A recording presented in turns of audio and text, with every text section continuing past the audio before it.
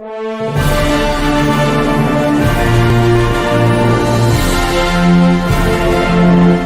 school football is on the air. HavenFootball.net is pleased to present tonight's Strath Haven football game. Tonight's game is between your 5-1 Strath Haven Panthers and the 0-6 Conestoga Pioneers. They give to the near side. Ali with a head of steam cuts it back. The one man to beat. Oh, nearly does, but out across the 50. It is Rogers steps up, fires to the far sideline. It is intercepted by Grayson LaFrance. Tonight's game is sponsored by the Swarthmorean Weekly Newspaper, true local coverage of Swarthmore, Wallingford, and surrounding neighborhoods, published since 1893. Steve Tobbs, Allstate Insurance and Media, Auto, Home, and Life. You're in good hands with Allstate. Second Family Home Care and Support for your very special loved ones.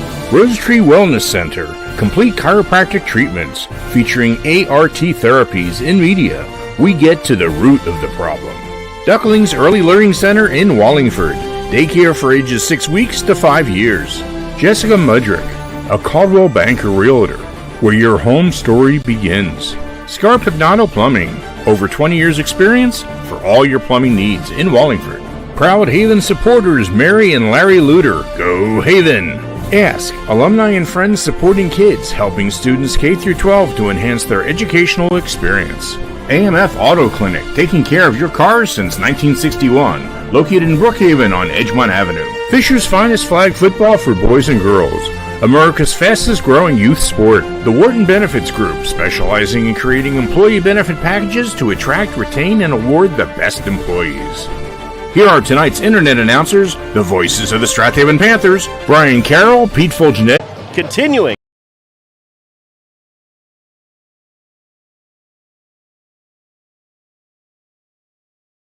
To try to fight their way back to the top of the Central League as they've done each of the last 3 seasons. It's an uphill climb after that loss to Haverford a couple weeks back, but got off on the right foot last week, bouncing back with a big victory over Marple Newtown.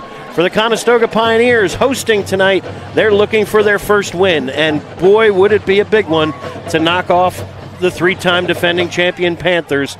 Conestoga and Strath Haven ready to rock and roll here on HavenFootball.net. Good evening, everybody. Another beautiful Friday night, and I feel like we say that every week so far this year, but it's starting to just feel a little bit like fall. We're seeing some sweatshirts and some long sleeves here tonight, but just gorgeous football weather here at Teamer Field at Conestoga High School in Berwyn, and happy to bring it to you here on HavenFootball.net. Brian Carroll bringing you play-by-play, joined by Pete Fulgenetti and Mike Mayer. Our buddy Andrew Kaufman out tonight. If he's tuning in, it sounds like he's on layover in Dallas, so if you're checking in tonight from DFW on a layover, then hopefully we'll put on a good show for you.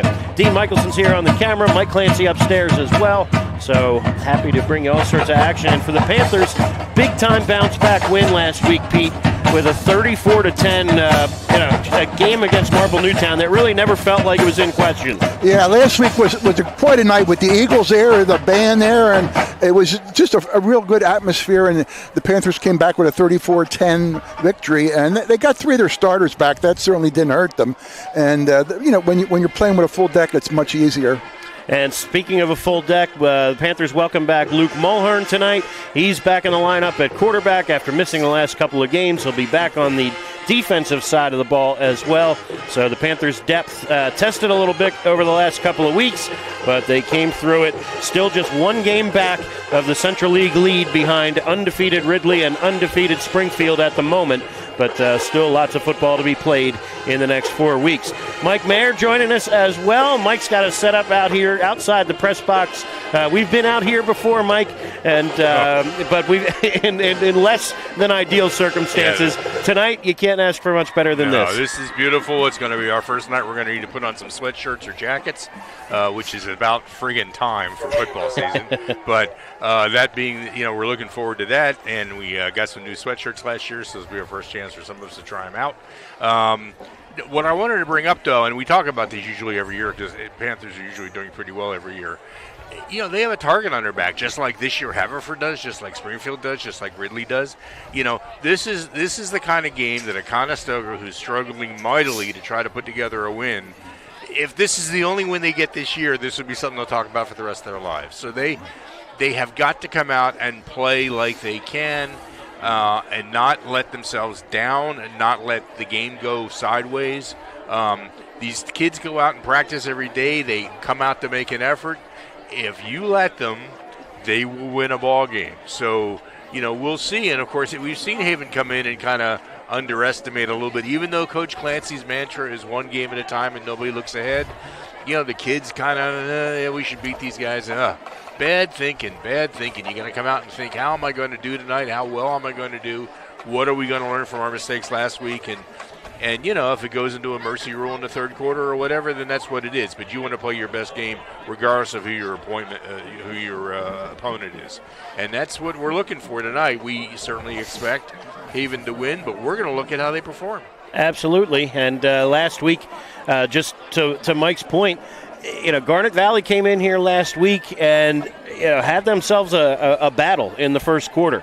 Garnet scored first, went up 6-3, and then went up 6-0, and then Conestoga went on a really length of the field type drive, came up just short and had to settle for a field goal. But that game 6-3 near the end of the first quarter, and Garnet then really poured it on after that. But this Conestoga team has some athletes. They've got some creativity on the offensive side of the ball with a shotgun spread.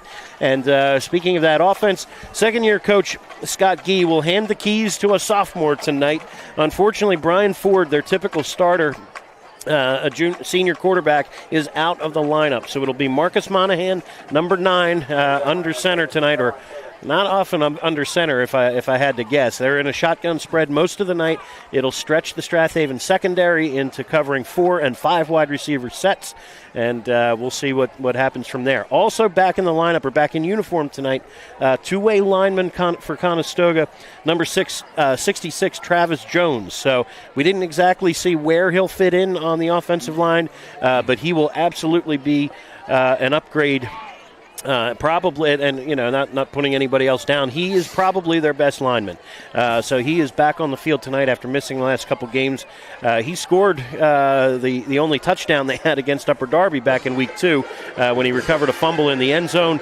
So Jones back in the lineup should be a little spark there up front for the Pioneers. So Strath Haven making their way over on the far sideline in their road whites with the silver helmets and black numerals, black pants.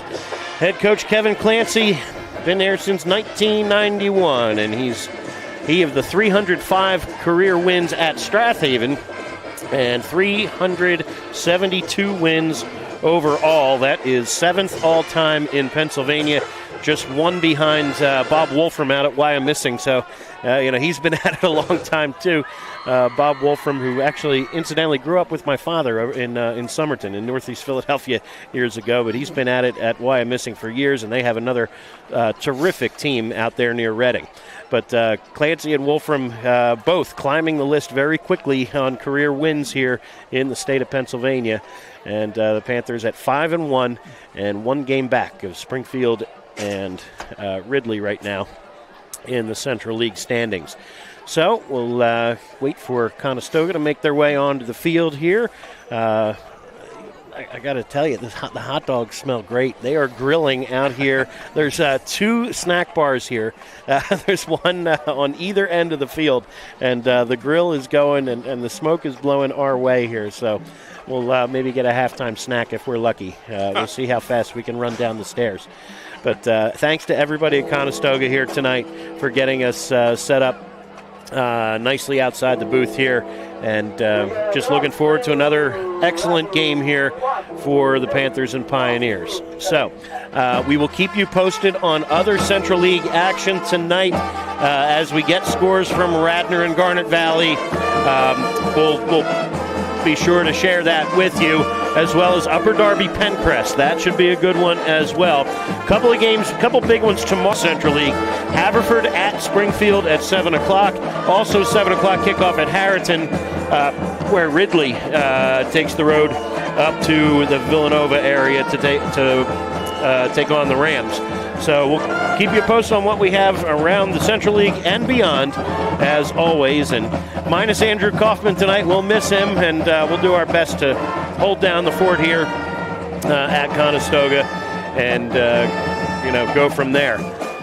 Captains starting to make their way towards midfield here for the Pioneers and Panthers. For the Panthers, over on that far sideline, it's Luke Mulhern back in uniform tonight, wearing number 15.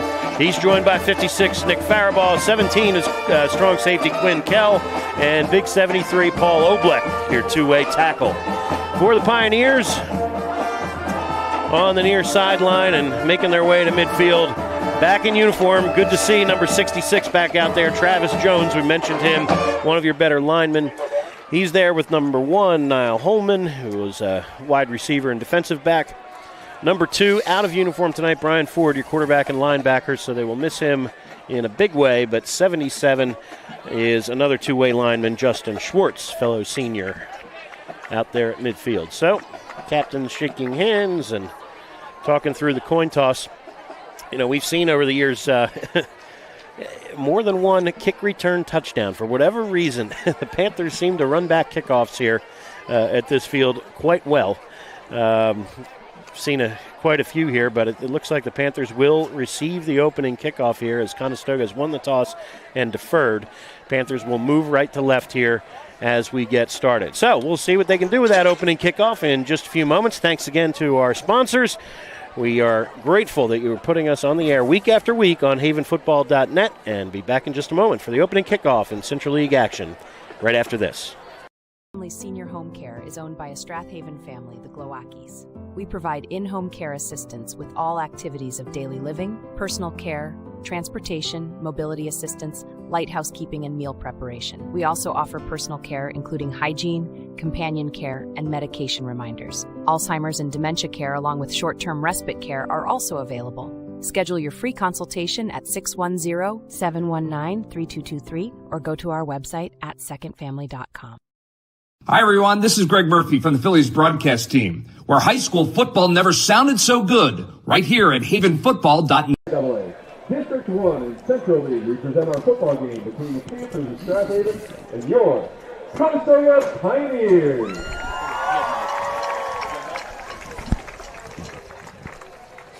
The Panthers are coached by Kevin Clancy, while your Pioneers are coached by Mr. Scott G. At this time, would you please rise, remove your hat, and feel free to enjoy the playing of our national anthem by the award-winning Conestoga High School Marching Band.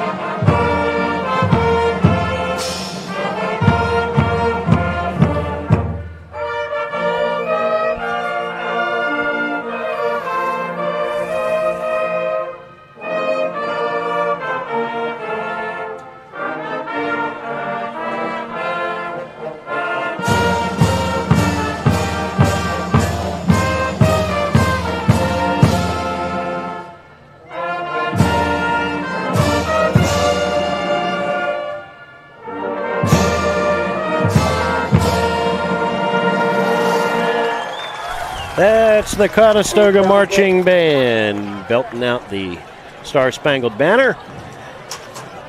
So thanks again to everybody tuning in tonight, either live or on the archive. And ready to rock and roll here. The Panthers moving right to left will receive the opening kickoff and try to get this high-powered offense on the field tonight. Should start it pretty quickly here. Panthers send 3 good return men deep, including Casey Hudson at the 10-yard line. He's flanked to the far side by Quinn Kell and to the near side by Derek Bradley. Brian, it's going to be nice tonight to see Mulhern back at quarterback. I know that the Haverford game we really missed him, but he's back tonight playing, and it'll be great. And Jake Plunkett did well in his 2 games in between. So yes, he did. He played very well. Lots of promise there for a junior who stepped into action very quickly and was very effective. So good to see Jake out there. May see him back in the punt return game now that he's not under center for tonight. All right, teeing it up for the Pioneers is number 17, Nate Trueblood. He has it dead center at the 40-yard line, and we are ready to go. Trueblood approaches and sends it away. High, short end over end kick. This will be Hudson out near the 18-yard line looking for a wedge and some room. Hudson tripped up as he crosses the 35 to maybe the 36. They'll put it down on the 35. And the Panther offense tonight, as we mentioned, led by Luke Mulhern at quarterback. Fullback is Ryan Mudrick, Joseph Ali, and Casey Hudson, the halfbacks. We'll see Landon Barlow and Derek Bradley rotate in as well. The tight ends tonight, Cole Haley, Tyler Slaughter. We'll get John Riley, who Riley's actually in the lineup to start here tonight. Center is Chase Schuster, Nick Faribaugh, and Zach Milligan. The guards, Jackson Miller and Paul Oblek, are your tackles. 1st and 10 from the 35. Panthers ready to go on first down. This is Ryan Mudrick, all sorts of room off the right side, bangs his way for 9 yards. It'll be 2nd down and 1. We'll get to the Conestoga defense here. Up front, you've got Cody Vermillion, James Braswell, Justin Schwartz, and Henry Bruder. Linebackers, Luca Liberato, Mike Evans, Tyler Goulet, and Brian Ford out of the lineup, so I believe it'll be 34, Derek LeBron.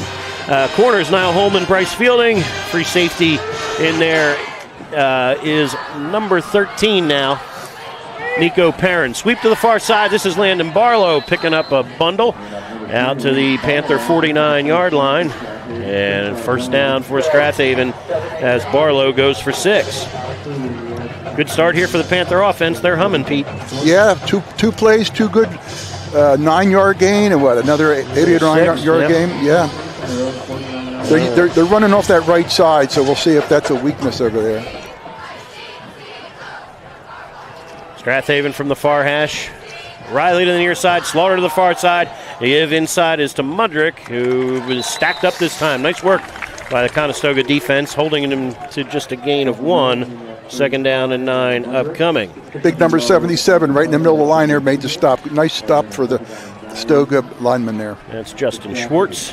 And jogging in the play defensively is Aaron Goldman, wearing number 52. 2nd and 9, ball on the midfield stripe here. Slaughter to the far side, Riley to the near side at tight end. Wing to this near side, and now shifting to the backfield is Casey Hudson. On 2nd and 9, it is Hudson looking for room off the right side, bounces outside, good speed, stiff arm, gets him near first down yardage. We'll see. Check the spot on that far side. It'll be 1st and 10 or 2nd and short maybe. I don't know. We'll see. 3rd and short. Put it down at the Stoga 43. Brings up 3rd down and 2 after Hudson takes 6 more. All right, good start here for the Panthers. It'll be 3rd and 2 from the 43, probably 4-down territory. Ali to the far side, they give to Mudrick. Straight ahead, it's going to be close, and the ball, did the ball come out? Ball came out, and Conestoga is on it. Big 77, Justin Schwartz with a stop a moment ago, and now pounces on a Panther fumble. Panthers have had trouble this year holding on to the football at moments, and there's a big one right there. Looked like they had a 1st down, and instead it's going the other way. Yeah, Mudrick went straight ahead and looked like he hit a wall. I guess it was number 77, and the ball popped up. Conestoga falls on it and takes over. All right, we'll get to the Conestoga offense after this play, but they open with 3 wide receivers to the right, 1 split to the far side, and Monahan, the sophomore, in the gun. Give inside is Justin Smith, and he is met immediately by Patrick Burke.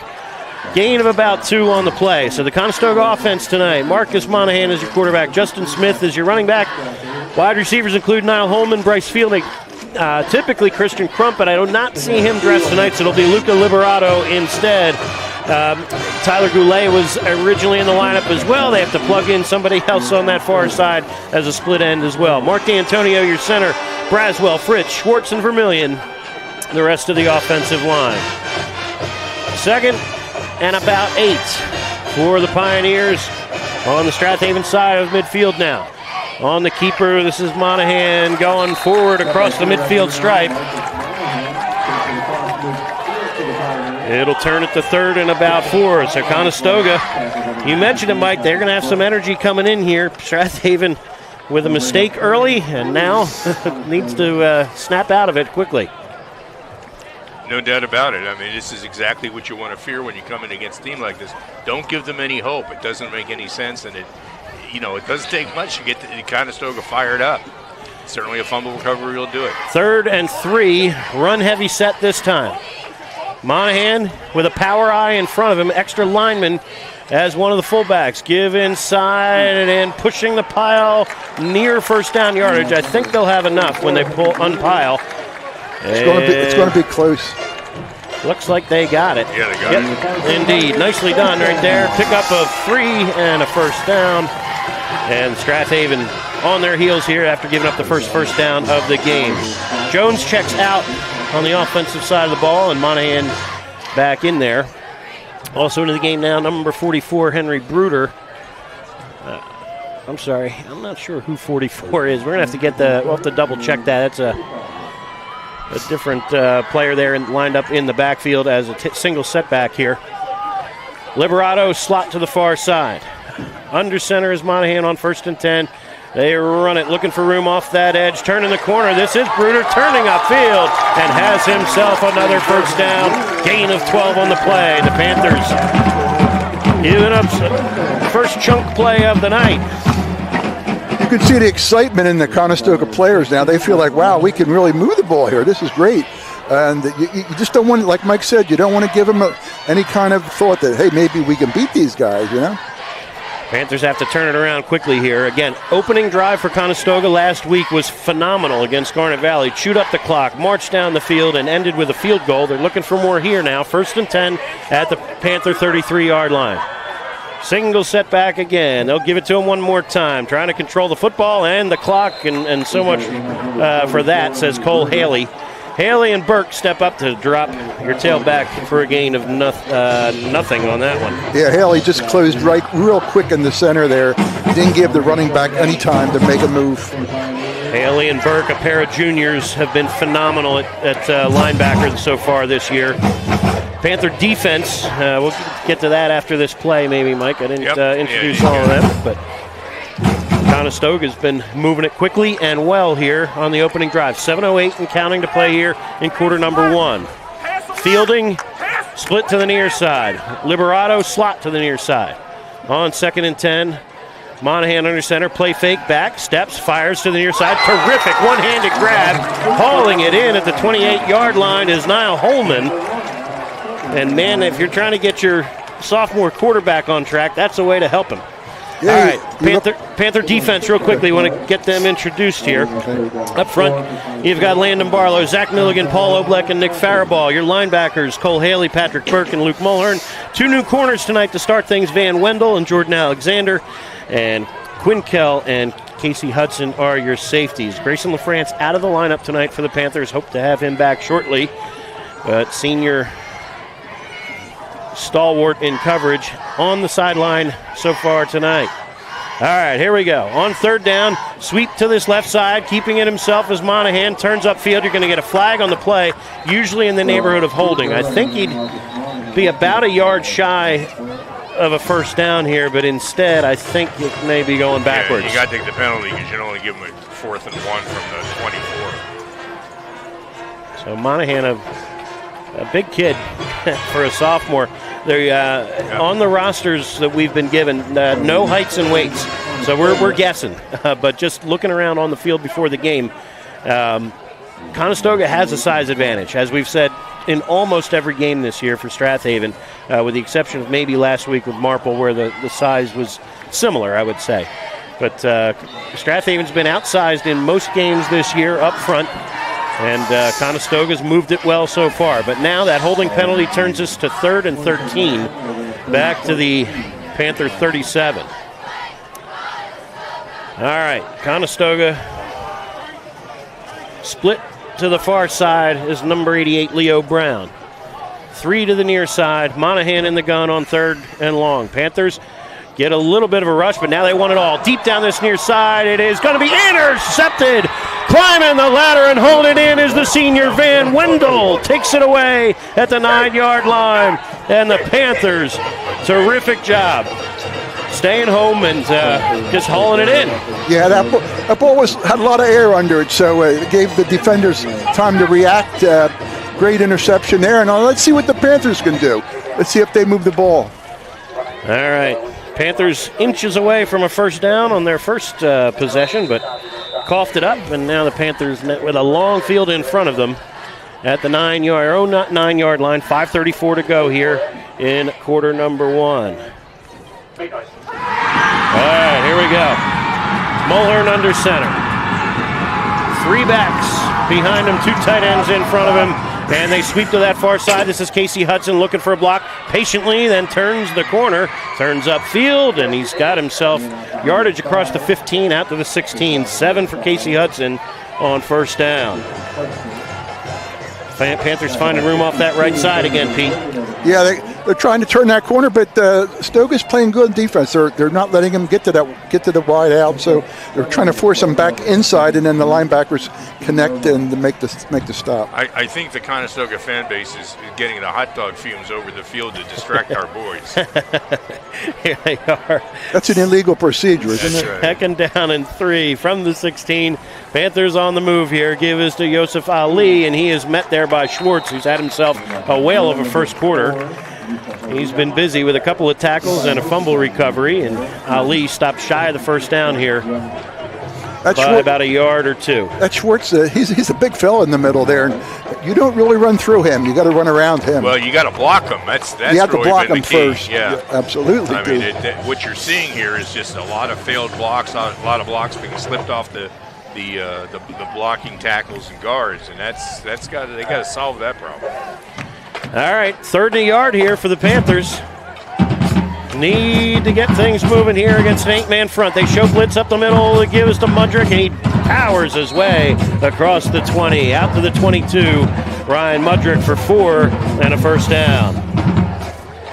All right, that at least moves the sticks and gives the Panthers a little more breathing room outside their own 20. And Coach Kevin Clancy, in talking before the game, is like, we have to get this game under control first. I know everybody was expecting, big plays, fireworks, big scores, and so forth, but Conestoga has come out ready to play. On first down, the give this time is to Landon Barlow. Fullback pushes out to the 25, and Panthers patiently pick up 3 more yards here. The center of that Conestoga defense is playing excellent ball. We're getting 2 and 3 yards, but no big breakouts yet.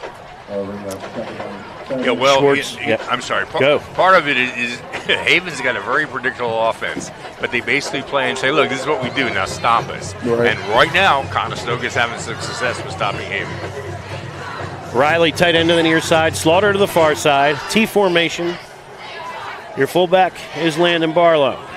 They fake the Barlow, give to Hudson off the right side. Here's some room on the cutback, and look out. Stiff arm from Casey at the 40. Pulling away at the end. It'll be Casey Hudson. 75 yards to the house. Touchdown Panthers with 2:47 to go in quarter number 1. Well, that was the play there. He turned the corner, and this time he got to the edge. And when he got to the edge and came back, there was no linebacker there. He just broke out and was a foot race, and they were catching up to him, but he just had enough to get in there for the 75-yard run. That stiff arm at the 40 was something special, and Hudson with enough juice to take it the rest of the way. And what a cutback that was. I know that's designed to go outside to the right. He had a seam and explodes through for a career-long 75-yarder. And now Matt Steyer on for the extra point. Riley to hold it. Kick is away, plenty long enough, and that is out on Conestoga Road. Someone will need to retrieve that one. All right, we'll be back in just a moment. Panthers on the board first, 7-0 when we come back on havenfootball.net. Want to have your kids get involved in the fastest-growing youth sport in America? Non-contact flag football is here in Wallingford at Fisher's Finest Flag Football. Boys and girls in 3rd, 4th, 5th, and 6th grades are eligible. Adult coaching for each team assures that each child is taught proper football techniques and skills. Get involved in flag football. Sign up for learning camps in spring 2026. Go to fishersfinest13.com for more information. Hello everyone, I'm Ron Jaworski, former Philadelphia Eagles quarterback, and you're listening to high school football right here on Haven Football.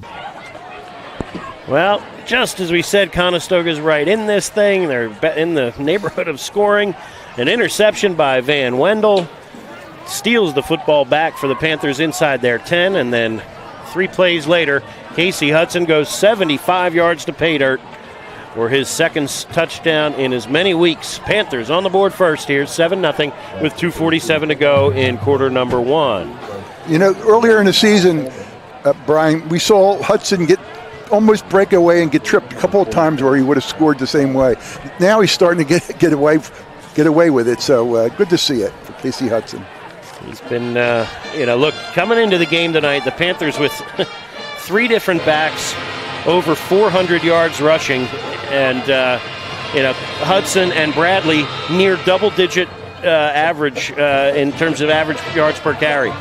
Steyer sends it away. It'll be fielded inside the 5-yard line, and this is Fielding. Dances away from the first man, but Panthers swarm him out at the 17-yard line. So nice work there by your kicker, Matt Steyer, getting some air under that one, and again, just, whether it's a touchback, putting them at the 20, or the Panthers special teams coverage has been terrific this year. We've seen plenty of other kickoffs that don't, land in the end zone, but still are stopped shy of the 20-yard line with great coverage. Yeah, Matt Steyer, we've talked about him all year. What a kid. He's only a sophomore. Strong leg. It's really strong leg, and he's kicked a couple of field goals, and if we need a long one sometime at the end of this season or in the playoffs, I wouldn't be afraid to put him in there. All right, here we go. Under center is Monahan. The first down give is not going very far. Out to maybe the 18, maybe a yard for Bruder. And it brings up second down and 9. Panthers maybe starting to find a little traction for the defense there, which gave up some yardage in the early going there. That's been the history this year, Brian. Every first quarter of all their games, they've been giving up yards. Then they tighten it up, and by the third and fourth quarter, they take the game over. It's been the pattern all year. And they've not translated into points necessarily, even on those long drives. Panthers allowing just 4.4 points per game. That's 4th best in the entire state of Pennsylvania coming in terms of scoring average. Here's Bruder on the second down carry. He'll maybe pick up the 20, and he'll turn to third and about 7. Nice work there by the right side of the defense, standing him up. So Conestoga, look, we thought coming in this is going to be spread them out, run and gun, chuck it all over the field, but when you're starting quarterbacks out, perhaps a change of plans here. Conestoga's been run heavy here. 7 running plays versus just 2 passes to start here, but now 3rd down and 7.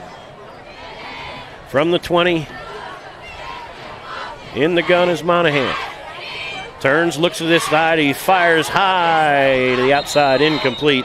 Fielding the closest receiver, but Quinkell and Van Wendell in the neighborhood as well, and now the punt team likely on here for the Pioneers. All right, so we'll have to see who stands deep to punt here. We had Luca Liberato lined up there in weeks past, but let's see. Yep, that's him. Okay, so Liberato will wait the punt snap here at his 5-yard line. Quinkell and Casey Hudson near midfield to retrieve it. Snap is good. Now they'll run the fake here. Nope. He's going to kick it on the run and off the side of his foot. And, boy, it looked like a fake there for a moment. And Liberato on the dead run did not have his longest effort for sure. This will go out of bounds at about the 31-yard line. Short field for the Panthers now. And a chance to go up by 2 scores here with 57 seconds to play here in quarter number 1. I'm not too sure what the attempt was. Obviously, he didn't kick the ball like he wanted to. But got it a little further than I thought. I saw the side judge stop at the 31. Instead, it's marked out at 37. So a little bit of a farther distance here for the Panthers. Mudrick is your fullback, double wing, Ali in motion. They give it to Ali, running to this short side of the field. He cuts it back into the secondary. He goes. Yosef Ali bowls over the free safety. Smith does well to hang on. And Ali down to the 22, gain of 15 and a Panther first down. Great run by Ali there. He was coming off the left side, but he cut back with the opening, got a good, 15 yards, whatever, first down, Panthers.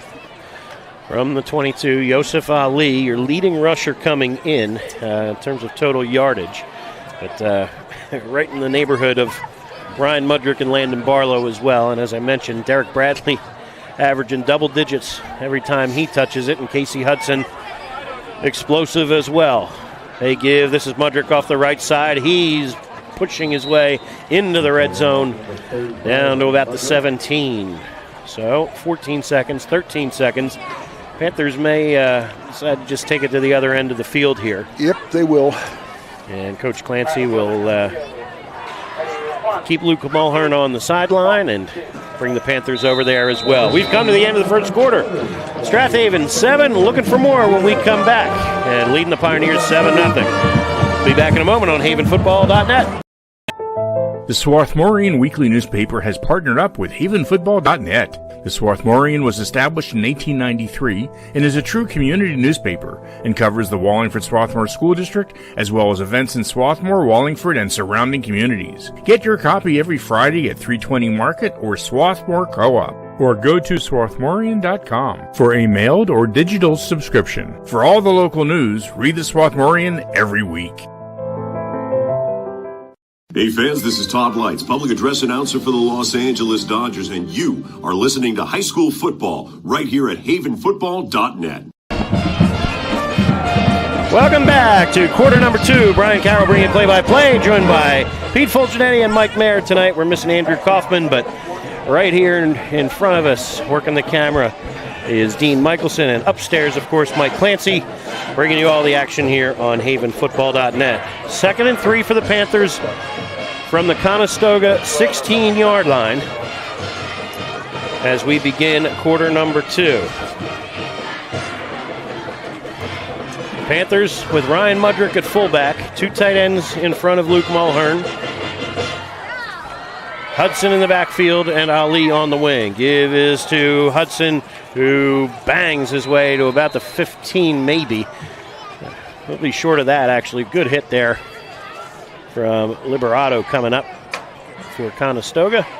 Just a yard for Casey on that one. And it brings up 3rd and short. Not that short. They got 4 yards to go. This is obviously 4-down territory, but Conestoga's holding their own here. They're making this tough. This is not a walkover. All right, here we go. Under center is Mulhern. On 3rd down, they give inside, pushing the pile forward and grabbing the first down right there is Ryan Mudrick. Down to the 11, gain of 5, and a Panther first down. That was just power running by Mudrick. He put his head down, and I think he carried a guy a couple of yards to get that first down. Panthers can still pick up another first down here. Checking out of the game for Conestoga, Joey Otto, big 73. Schwartz and 3 big linemen right there joining him in that Stoga front 4. 8 in the box here for Conestoga on 1st and 10 from the 11. A sweep to that far side. Out in front is Zach Milligan, and Ali is caught this time at the line of scrimmage. Excellent pursuit there from Conestoga, coming up quickly. And nice job right there by your free safety, number 13, Nico Perrin. Yeah, Ali was turning that corner, and I'm looking over there, I'm thinking, well, he's going to score, but that safety came out of nowhere and made the tackle. A great defensive stop there. 2nd and 10 for the Panthers from the 11. John Riley, tight end to the far side, caught a touchdown last week. Slaughter to the near side. Motion man is Hudson, and they go counter to Ali. Now he's got room on the cutback, and into the end zone, Yosef Ali. Well, didn't work running outside. How about counter to the inside? And that one worked like a charm. Yosef Ali from 11 yards out. That was a great run. He was going outside, but he cut right back inside, and all the flow was going to the right, which opened up the path for an easy run and a touchdown. Touchdown number 5 on the season for number 4. And Matt Steyer on for the extra point here. Jackson Miller to snap it. John Riley will put it down. Snap is a good one. Kick is away, and this one's going to hit a car on the ride on the way by. Oh boy, we're losing some footballs tonight, but someone's going to have to go track those down. We'll be back in just a moment.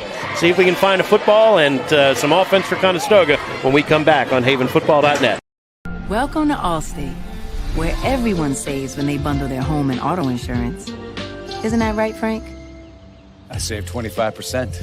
Booyah. You protected your casa? Sure did. And the Frank tank? You know it. And now you're relaxing. I'm working from home. Sure you are. Save up to 25% when you bundle home and auto with Allstate. Your local Allstate agent is Steve Taub in media. Give him a call at 610-566-3500. This is Keith Jackson. You're listening to High School Football right here on Haven Football.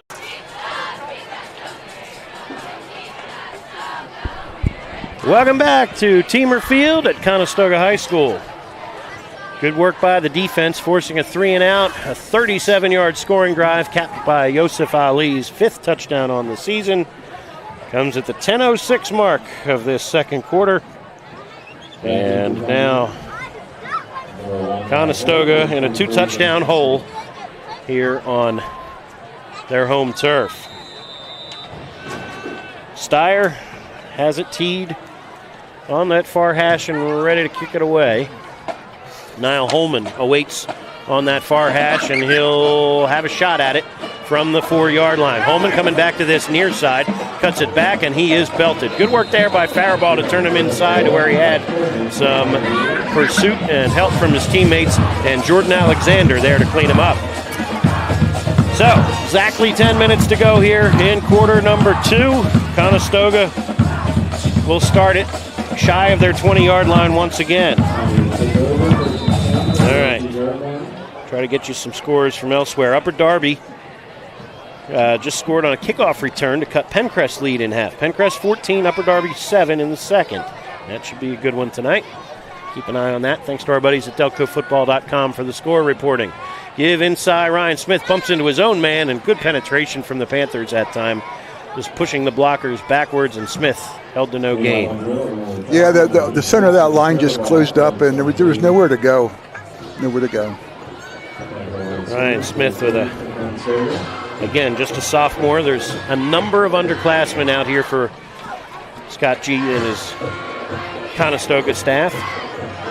So certainly, things can certainly look up here. I know right now for the Pioneers it's been a struggle in terms of win-loss record, but a lot of youth getting a lot of experience. 2 receivers to the far side.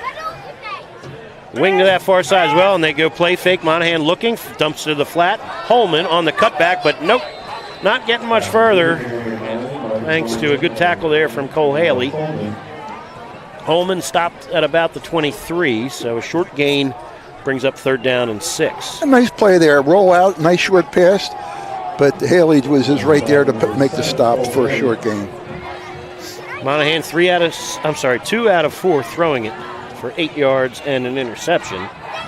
Holman's second grab of the night. Clock ticks. 8:38 and counting to play here in quarter number 2. It'll bring up 3rd down and about 6. They spread it out this time with a shotgun look. Liberato in the slot, Holman in the slot, fielding to this near side with Van Wendell. Monahan back, looking out to his right. Now he's going to scramble, steps up in the pocket. He'll be knocked down maybe near the line of scrimmage, maybe a gain of 1, but good pursuit from Zach Milligan.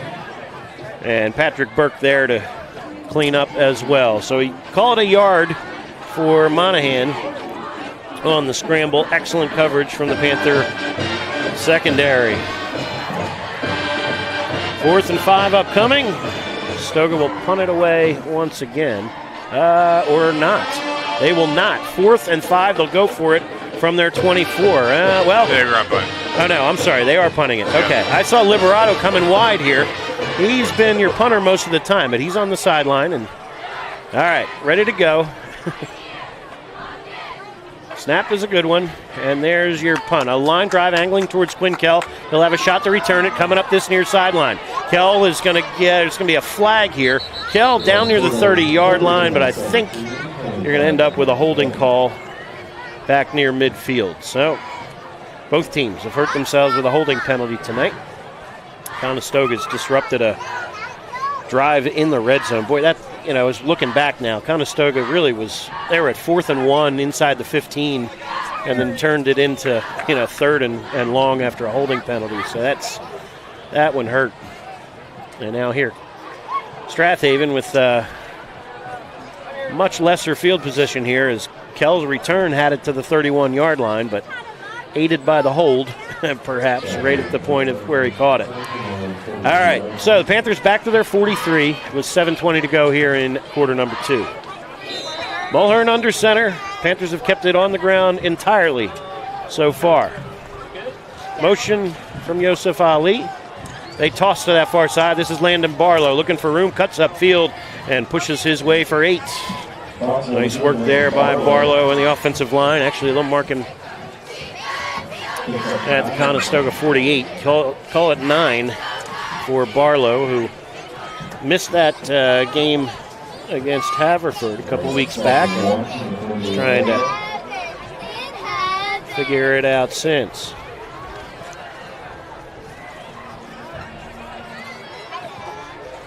All right, Barlow still in the game at fullback. They'll give it to him, and nope. Excellent job by Otto, crashing through big 73. Joey Otto there to meet him, and there's a breakdown there up front. Barlow goes backwards. It'll turn this thing to 3rd down and 3. Yeah, again, the center of that Pioneer line is huge, really. They're holding their own, and more than that, they're really pushing the Panthers back a little bit. But it seems like the Panthers will get more yardage when they go on the edges. That's where they're making their big runs. Nose of the football on the midfield stripe. Strath Haven, 3rd and about 3. 8 in the box once again for Conestoga. They get Mulhern outside the pocket. He'll be stopped in the backfield. All sorts of penetration again there from the Conestoga line, and that is Jones back in the lineup tonight, and they'll lose 7 and bring the punt team on. That was an unusual looking play. He was rolling out, and actually his own blocker got in his way, and when he pushed the blocker a little bit ahead, as the defense of the Pioneers got him for that loss. So, Panthers have not punted very often the last, really all season, but here they'll give it a shot. And 2 dangerous return men for Conestoga wait at the 30-yard line. That's Holman and Smith. And this will be Chase Schuster to kick it away. Schuster, the center, booms one. Angling and fair catch signaled for and made by Holman with Derek Bradley right in his lap. The Conestoga defense doing the job and stopping the Panthers for the second time tonight. 30-yard line and a little bit to work with here for Conestoga. Strath Haven leading just 14-0 here. Yeah, their defense, the Pioneers' defense is keeping them in the game here, but they got to get some push with their offense. They want to catch up here. All right. See what Conestoga can drum up here. Panthers have had a turnover already. Ryan Mudrick into the game now at defensive end for Barlow. Monahan shakes it free here with 2 wide receivers to this near side. Smith is your single setback. They'll fake it to him and rolling left. Monahan looking, dumps to the flat again. This is Holman underneath the coverage. Takes a big hit from Cole Haley, and he's slammed down after a gain of maybe 7 or 8, I guess. Big second down and 2. So that's their best pass play of the night so far. Holman on the receiving end of all 3 completions. It seems like when he rolls out, he has the most success.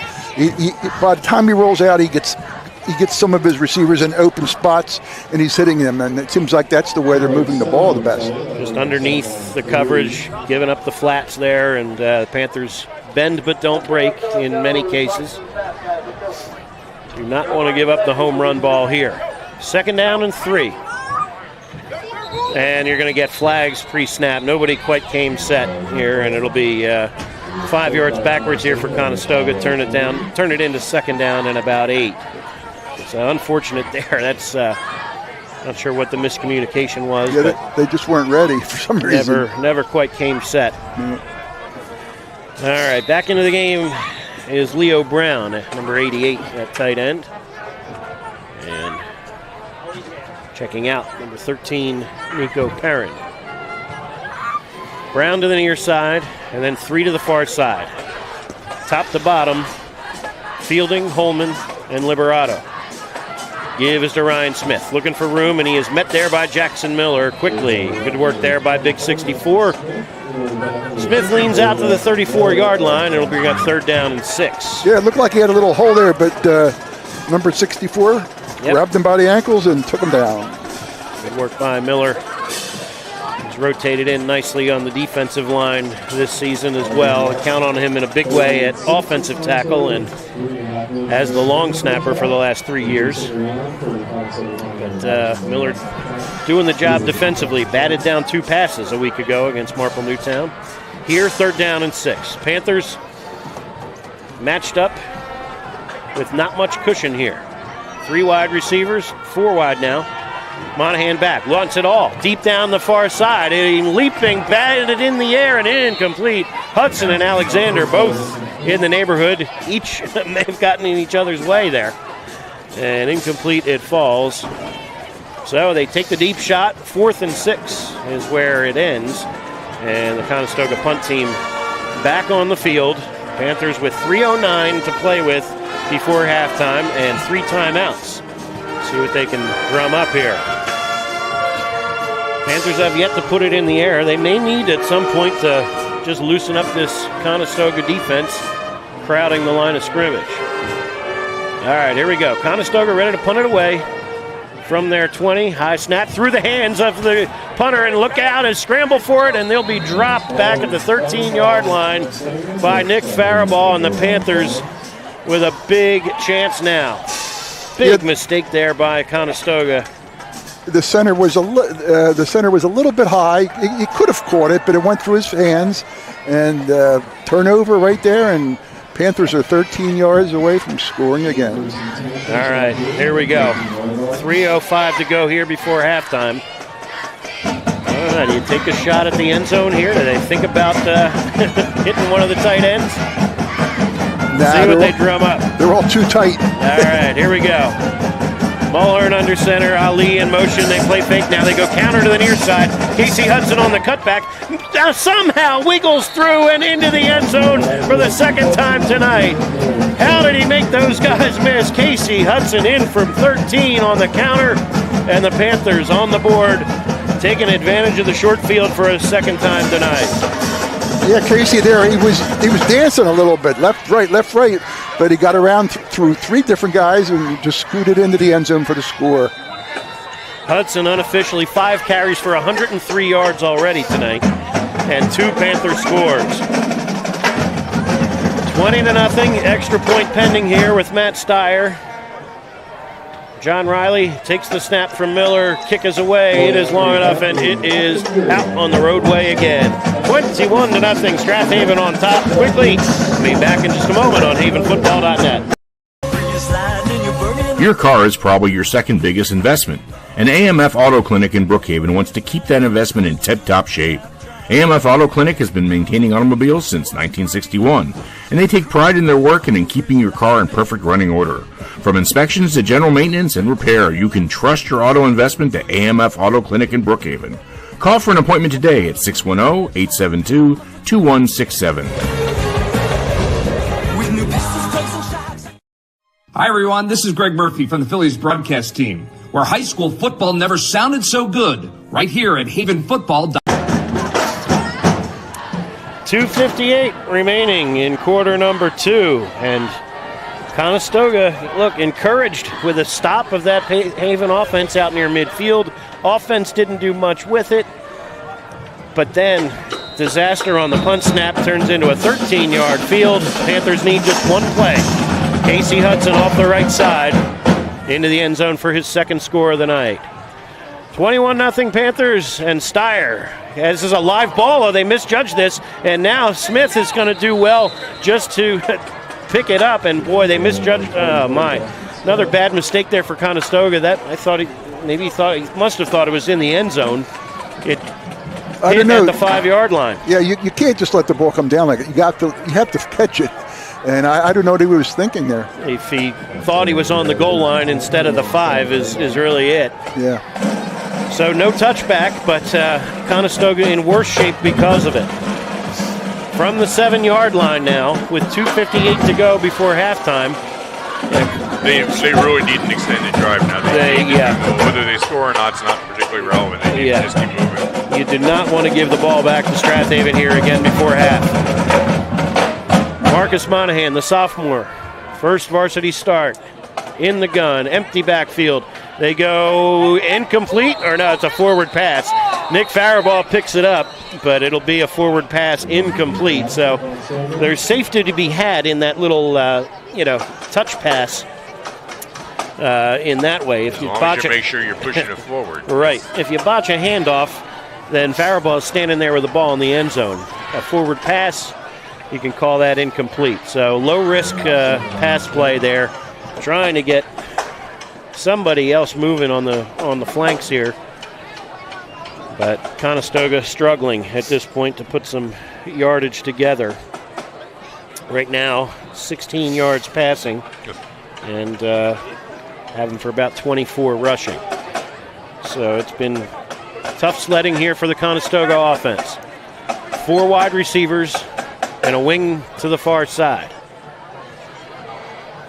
Motion man is Holman. They go the same play going the other way. Holman with the catch, but he's going nowhere. Slam down in the backfield. That's Quinn Kell swallowing him up inside the 5-yard line. I think forward progress, generously gives them the 5 for a loss of 2 on a completion and the 4th catch of the night for Niall Holman. Clock ticks. 2:29, 2:28 and counting here to play here before halftime. They're lucky that was complete, otherwise the clock would have stopped. Panthers, depending on the outcome of 3rd and 12 here, may even think about taking a timeout and stopping the clock and give their offense another shot before halftime. Yeah, Conestoga doing something different. They'll probably get the field position around the 35-40 if they force a punt. Monahan, play fake, rolling left, looking under heavy pressure from Milligan. Steps up, fire into this near side, and it is going to be incomplete. Quinn Kell in coverage, pass intended for Luca Liberato out near the 20. And on to punt it away here is Conestoga. Clock stops on the incompletion. 1:56 to go before halftime. Panthers in great shape here. Yeah, he just wanted to unload that, Brian, to avoid a safety because they were all around him. If he didn't throw it, that would have been 2 points for the Panthers. Casey Hudson and Quinn Kell on the Conestoga side of the 40 awaiting the punt. All right, Conestoga trying to get something positive here before halftime. The Panthers with time and place perhaps to get a 4th score on the board. All right, Liberato awaits the snap. He steps into it, gets it away. Line drive coming down to Quinn Kell, goes through his hands momentarily, does well to pick it up, and he is belted. Niall Holman right in his lap, drops him at the 43-yard line, and Kell did well just to hold on to it. That was a good kick considering where it was kicking from to get the Panthers outside their 40 or outside the Pioneers 40. It's a good exchange there.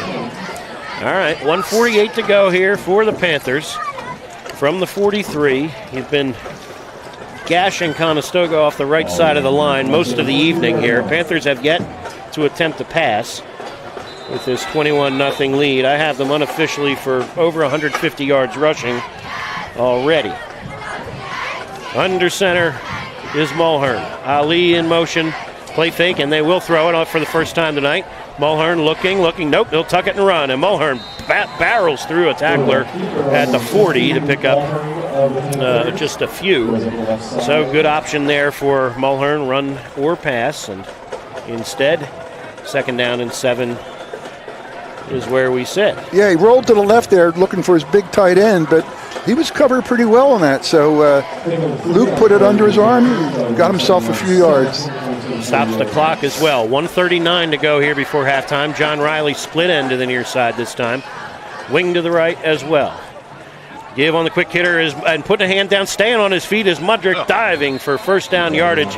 Oh, shoestrings got in the way there. A couple of trip ups there. Down to the 29, 11 more yards for Ryan Mudrick, who had a career high 123 a week ago and was the bell cow in that win over Marple Newtown.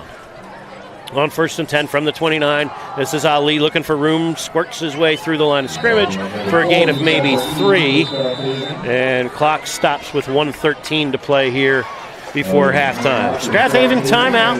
They lead 21-0. They'll catch their breath and talk it over, see if they can punch one in one more time on havenfootball.net. Alumni and Friends Supporting Kids is a fiscal partner of the Foundation for Wallingford Swarthmore Schools. ASK strives to bridge the gaps in access to educational resources so that WSSD students have a holistic school experience. ASK helps students K-12 with items, services, and resources to support and enhance their educational experience with a focus on academic, artistic, athletic, and social enrichment. ASK forms are available on the WSSD website as well as through the school counseling department. Hello everyone, I'm Ron Jaworski, former Philadelphia Eagles quarterback, and you're listening to high school football right here on Haven Football. Welcome back to Teamer Field. Conestoga on the wrong side of a 21-0 score, but trying to get the defense set up here to slow down Strath Haven. 2nd and 7. Casey Hudson split to the far side this time. Riley to the near side. On 2nd and 7, they look, fire high to Riley, who makes the grab, shakes the tackle, and pulling away at the 20, John Riley tripped up at the 15-yard line, picks up 12, and a 1st down. Mulhern on target with his first throw of the night. Well, we finally saw a pass, a nice out pass there, nice gain, 1st down. Clock restarts now. We're inside of a minute to go before halftime. From the 15-yard line on 1st down, give on the counter, and the Pioneers waiting for it that time. No gain on the play as Casey Hudson is stopped immediately. Nice work there by the Pioneer linebackers, and Strath Haven will burn their 2nd timeout. So 48 seconds to go here. We'll try to keep you posted on maybe get another couple of score updates, and this is usually where Andrew comes in with all sorts of good, quick information. We miss you, Andrew. We do. You could be sitting in the airport calling us for score updates, but okay. Owen J. Roberts on top of Boyertown. 14-0. Boyertown with a huge win over Perk Valley a week ago, but they trail at the moment. Ruston on top of Downingtown East early in the 2nd. That'd be a big bounce back there. Ruston, disappointing 1-point loss to Downingtown West a week ago, and now trying to turn the tables on Downingtown East this week. All right. Shanahan on top 14-0 as well. So lots of Chester County scores in the early going. Springford up on Perk Valley 14-0. So Perk Valley trying to avoid a 2-game win streak. Closer to home here in Delaware County, Pencrest 21, Upper Darby 7. So we'll keep an eye on that one as well. Panthers with 1 timeout left, 2nd and 10 from the 15-yard line. On 2nd down, they sweep to that left side. Milligan out in front. Ali looking for a block, and he powers his way to 1st down yardage and more. 2nd, 3rd effort, and he is waiting for that touchdown signal. Yosef Ali from 15 yards. The last 5 of it with a phenomenal effort. Yeah, he was hit 3 times, and he bounced off those tacklers, kept going forward and forward, and finally just crossed the goal line. Now, there was one official that signaled touchdown. Over there on the far side, yes. Okay. The one on the near side didn't really signal anything yet. All right, so Panthers seem confused here as to who's... All right, but Tim Steyer's on the field for the extra point. All right. Seemed to be a little confusion there, but Yosef Ali, with 36 seconds left, has taken it in for the 2nd time tonight. So the Panther halfbacks tonight doing the job. And Tim Steyer on for another extra point try. 6 carries for 47 yards for Ali, 2 touchdowns. Matt Steyer, I called him Tim again. His older brother was a good kicker too. And Matt, 4 for 4 now on the extra points. Be back in just a moment. Conestoga with 36 seconds to play with when we return on havenfootball.net. Looking for pre-K childcare with an emphasis on learning? Ducklings Early Learning Center is available for children 6 weeks to 5 years old within 1 block of Nether Providence Elementary School on Moore Road in Wallingford. At Ducklings, our college-educated teachers create a safe, nurturing, educational environment in our beautiful facility. Call Ducklings today for an appointment at 610-936-9400. This is Merrill Reese, voice of the Philadelphia Eagles, where high school football never sounded so good, right here at havenfootball.net. Strath Haven 28, Conestoga 0. So the Pioneers have had their moments in the early going, and unfortunately for them, Strath Haven took a couple of body blows early on, had a turnover on their opening drive. Conestoga, though, couldn't cash in, and it's been all Strath Haven since. 28-0 is where we stand. Yosef Ali and Casey Hudson each with a pair of touchdown runs, and now Matt Steyer, high end over and kick. This will take a hop shy of the goal line, and they'll have to return it again. This will be Smith looking for running room and not finding much. Fair ball down there first. Cole Haley able to finish with the tackle at the 11-yard line, and seems to be some confusion on who wants the football there for Conestoga these last couple of kicks. So, late in the second quarter now, Conestoga will get the football to start the second half. So, you're at your own 11-yard line. I can't imagine you're doing anything but maybe taking a knee here and playing this safe. You don't want to do anything stupid and go in 35-0. So we'll see what happens. Monahan, double wing, under center. There's a single setback. He'll take a snap, take a knee, and take it to halftime. All right, Strath Haven all over the Pioneers here. Clock ticks 23 seconds, 22 seconds. They will not need to snap it again. So, speaking of halftime, we will come back and after words from our sponsors and have our phenomenal marching unit. They are setting up over on that far sideline. I think they perform first and then Conestoga next. Should have tremendous performances coming up here from 2 award-winning marching units. So, be back in just a moment. Thanks again to our sponsors. Glad you're joining us live or on the archive on havenfootball.net. For your dream home, with over a decade of experience, Jess Mudrick knows the market inside and out. Known for her dedication and personalized service, Jess ensures every client finds their perfect match, from first-time buyers to luxury estates. A partner at the Sheridan Mudrick team and backed by Coldwell Banker Realty, Jess combines expertise with innovation, using the latest technology to make your buying or selling process seamless. For a real estate experience that's second to none, trust Jess Mudrick and the Sheridan Mudrick team. Visit SheridanMudrick.com today. This is Merrill Reese, voice of the Philadelphia Eagles, where high school football never sounded so good, right here at havenfootball.net. Nagging soft tissue injury, chronic joint pain? Give Rose Tree Wellness Center a call and see Dr. Tom O'Brien for a complete diagnosis and treatment. Dr. O'Brien This is the highest song chart by a female K-pop group. This is the sound of Blackpink with Golden Love. What happened?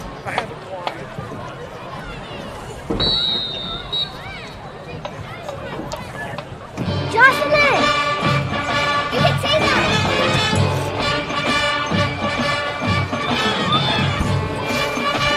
Please don't go behind me.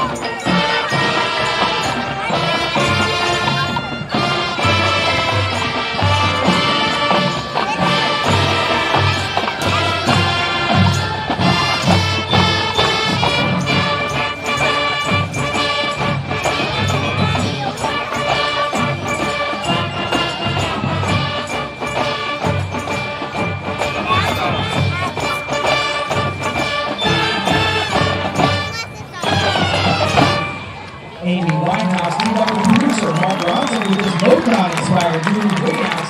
Why don't you come on over now? It looks like one ginormous box. Oh yeah, it looks like one ginormous box. Yeah. That's why I'm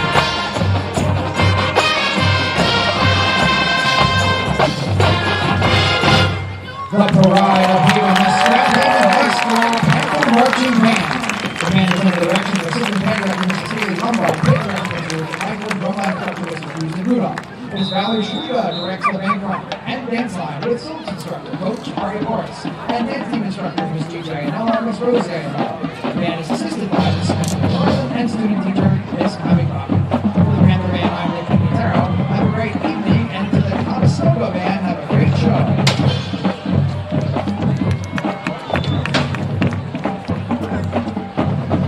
Nagging soft tissue injury, chronic joint pain? Give Rose Tree Wellness Center a call and see Dr. Tom O'Brien for a complete diagnosis and treatment. Dr. O'Brien specializes in active release techniques, ART.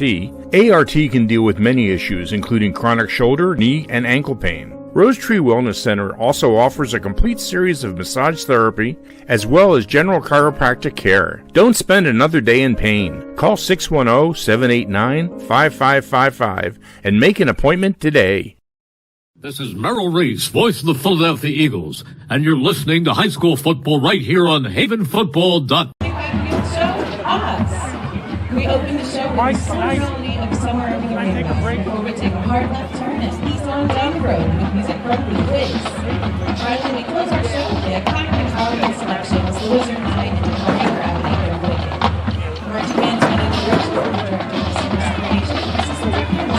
Welcome back to tonight's Haven football game against Conestoga, where the score is currently 28-0. Haven in the lead. Pete's just joining me for the halftime interview that it's a little halftime show we do. Just saw Strath Haven's marching band, which was very good, and I understand Conestoga is pretty good too. But we'll do our halftime show, and you can watch the band. We'll just leave it on camera. So, Pete, your thoughts about tonight's game? And now, for your listening enjoyment, the Detroit Freestone School District is proud to present the Thrive. Hello. Okay. Yeah. Sorry about that. I muted the wrong mic. Sorry. You know, this game started a little bit like Brian said last week, Garnet Valley. They were like holding their own for the first quarter, and then the opponent took over. And the same thing happened this week. The Pioneers were moving the ball a little bit, but that was because of the turnover by the Panthers. But once the Panthers got their sea legs, so to speak, they really controlled the first half. Right. Well, Conestoga's shown some moments of really solid football. You know, they've got some big kids up front. They played pretty tough. They're moving to the ball. But just overall, they didn't have the speed to match it. And, of course, Haven would go out and they'd run it up the gut, and Conestoga would find a way to stop it. The next play we'd run around the end, and they really couldn't get to it. And of course, you know, Haven gave up on didn't give up. They had a turnover on their first drive, which probably would have ended up in a score. So right now we're at 28-0, probably should have been 35. The sad part about Conestoga is they just don't seem to have an offense that can move the ball. The center of their line on the defensive side of the ball, they're very good. They're big in the center. Number 77, I think it was named Murray. He's excellent. He's made some great stops. So their defense is playing decent, but the field position, and then once the offense gets the ball, they lose field position. You can't do that against the Panthers. And we should remind everybody, this is a sophomore quarterback replacing their senior quarterback who tends to throw the ball all over the field. Again, they haven't been successful this year, but it's a whole different style. So to ask a bunch of 16, 17-year-old kids to come out and play differently than they're normally accustomed to, whether they've had success or not, is a lot to ask. When you lose your senior starting quarterback who knows how to move this offense with all his wideouts, when then you put a sophomore in there, you're going to have a decline, and that's what we saw in the first half. So they're still, and plus you've got a 2-year coach here. This is his second year, and he's probably putting programs together as well. And you know, one of the things that makes Strath Haven generally a successful team year in and year out is if you start in middle school with Strath Haven, you run these plays every time you play. They're the same thing. Clancy hasn't changed his playbook more than a couple of plays in one direction. Me and you have been following this team. 35 years. Me and you have been following this team since the late 90s, Mike. And the offense is the same every week, just different players. And Clancy's a big believer, better to be consistent. He really feels that if he has a given year when his kids can't run effectively because they lack speed or size, that they'll get through it. We'll just have a bad year and then we'll come back, and he believes in that consistency. You got a 2-year head coach at Conestoga. I'm sure he's trying to make changes. I'm sure he's trying to implement certain kind of plays and offensive and defensive philosophies. And it takes more than a couple of years for the kids to really buy in and be successful. And plus, he has a lot of underclassmen, sophomores and juniors. When these kids move up another year and the coach gets another year experience, look for Conestoga to be much improved next year. Yeah, I think next year we're going to see probably a 5-5 team, maybe a 6-4, maybe even better. And I think the following year, in his 4th year, he could really, as people have bought into the program and he understands what he's doing and the kids understand what they're doing, I think there's potential. I mean, Conestoga has had years where they were, I don't know if the powerhouse would be what I would call it, but certainly very solid teams. People used to fear coming into this building and playing them. But this is just one of those off years. Haven's seen it as well. It's been a while now since Haven's had a bad year, but it happens, and there's not much you can do about it. Just go to improve, and hopefully these kids are, and the coach is telling them for Conestoga, look, you go out and you have a good game. You improve. You see what you need to see and react the way you need to react, and you improve, and that will get us.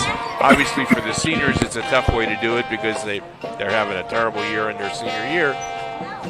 But it happens. There's nothing you can really do about it except play football. And I certainly admire their guts, and they're coming out to play football. They may not be doing real well on the scoreboard, but they're making their hits and they're getting to the holes and they're doing what they can. They're just taking on a team that tonight is going to be better than they are. Yeah, the tackling for the Pioneers has been very good. A couple of times the Panthers were trying to turn the corners, and they were caught by the safeties and all. And that middle of the line, like I said, there's 3 big linemen in the middle. They're really holding their own on the inside. It's when they get to the outside, some of those big plays that Hudson has, and that's what's happening on the outside. But up the middle, they've been pretty good. I think that the reality is that other than Haverford, where we really had trouble cutting open the big plays, what we're doing in Conestoga, we've done to everybody we played this year. So nothing to be ashamed of. And certainly we aren't indicating they shouldn't be ashamed of it. Haven is a solid football team with good speed. They don't have the size, and we've talked about this before, speed will beat size every time in high school. Every time, because if you get someplace faster than the next guy, you're going to be able to outrun him. Now, when you get to the playoffs and you find teams you're playing against that has the same speed that you have, but they're 30 pounds bigger than you got a serious problem. Then you're in trouble. And we noticed, Mike, in the first couple of games, me and Brian noticed it right away. He said, this is not one of the biggest Haven lines or general team, but the speed they have and the multiple running backs they have will always keep them in games. And we've seen that so far this season. Oh, and you're going to. And I think what's going to happen is when we maybe go up against Springfield at the end of the season, maybe we in a playoff team, we're going to see teams that are bigger than we are because we don't have size, but they'll also have some really good speed. And I think we've even seen it with Conestoga on some given plays. When that cornerback came in and filled, he flew down there, and our speed wasn't going to beat him to the end. He knew where they were going, and he got there first and took the guy down. So, you can see where if speed matches speed, you got a serious issue. In Haverford's case, that was a matter of speed and size, and that game could have gone to either 10-6 game. That could go. Yeah, it way. also is a matter of 4 starters not being there. Well, that's. I mean, that's true football, but I think if we had our full squad that night, I think we'd have won that game. And we can talk about it. And but we can talk about it all the time. It's not going to change. We'll never see. A 10-6 score. When was the last time that the Havens had 6 points and they were both by their kicker? You're right. I don't think I remember that. Right. I mean, we were basically shut out of the end zone. So that's phenomenal, and that shows you how difficult it was because we countered a team that had as good a speed as we did. And the other factor, of course, is when you're losing 4 starters, and we're really losing 8 because they were all four two-way starters. That's a lot to make up for, and quite frankly, at the end of the day, I'm pleasantly surprised that the loss was as small a spread as it was. And they really did shut down. His name across loose in my mind right now, but that running back that they had, Haverford, he was the the player in the county or last year, Walt Delco, they shut him down pretty well. Oh, well, listen, when you only score 10 points and you're the offense with just one touchdown, that's nothing either for a team like Haverford. When was the last time they only scored one touchdown? Well, that was a great defensive battle. Those two teams, when they played two weeks ago, that was a game that you really enjoy watching. All right, let's listen to the last part of this band performance.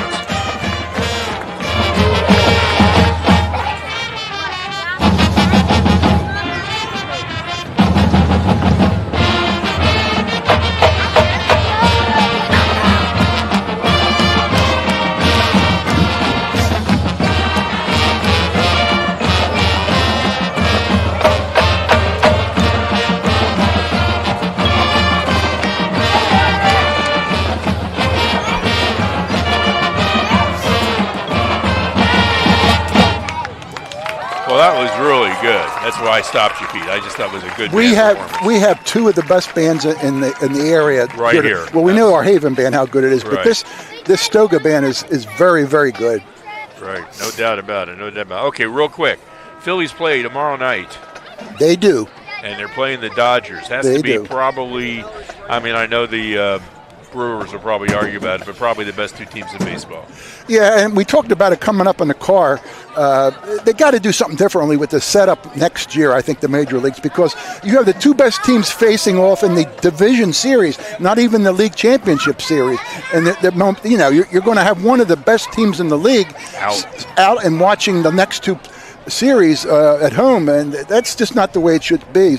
So we'll see what happens, but I think it's going to be an excellent series. This could be a 5-game series, and having that 5th game at home for the Phillies is utmost important, because when they play in front of their crazed fans with those flags that'll be flying, it's such an advantage for the Phillies. Well, we'll see. Obviously, the Phillies are slightly underdogs, which I think most people in Philadelphia like their team to be the underdog rather than the chosen successor. So, and of course, they're playing the champions from last year. Dodgers are still a terrific baseball team with great talent. I think the Phillies are Achilles' heel, strangely enough, with as much talent as they have on that team. Is we've seen this repeatedly over the last couple of years. Yeah, they all slump at the same moment. When the playoffs come, they don't just have one guy who turns cold. The whole team does. It's not even the playoffs. They did it during the season. They do it all the time. Nobody can hit the ball. They get hot, and then they get cold. They win 20-1, and then the next 2 games they score 1 run. They're not consistent. In a short series, especially a 5-game series, if you're not consistently hitting the ball, you could have a real short run there and a real long winner to think about it. All right, well, we got only 3 minutes left, so let's go to a commercial break, and then we'll come back and talk to Brian about what's going on in the world of high school sports. Let me take a look at whether we got a commercial keyed up or not. No, I don't. So give me a second, and you're watching and listening to havenfootball.net. Do you have slow-running drains? Are you thinking about selling your home or property? If so, go to scarpignatoplumbing.com and schedule a technician. They are the area's only small plumbing company to offer in-house trenchless sewer and water main repairs. They also offer sewer lateral certifications for the surrounding communities. From faucets to water heaters, they can handle all your plumbing needs.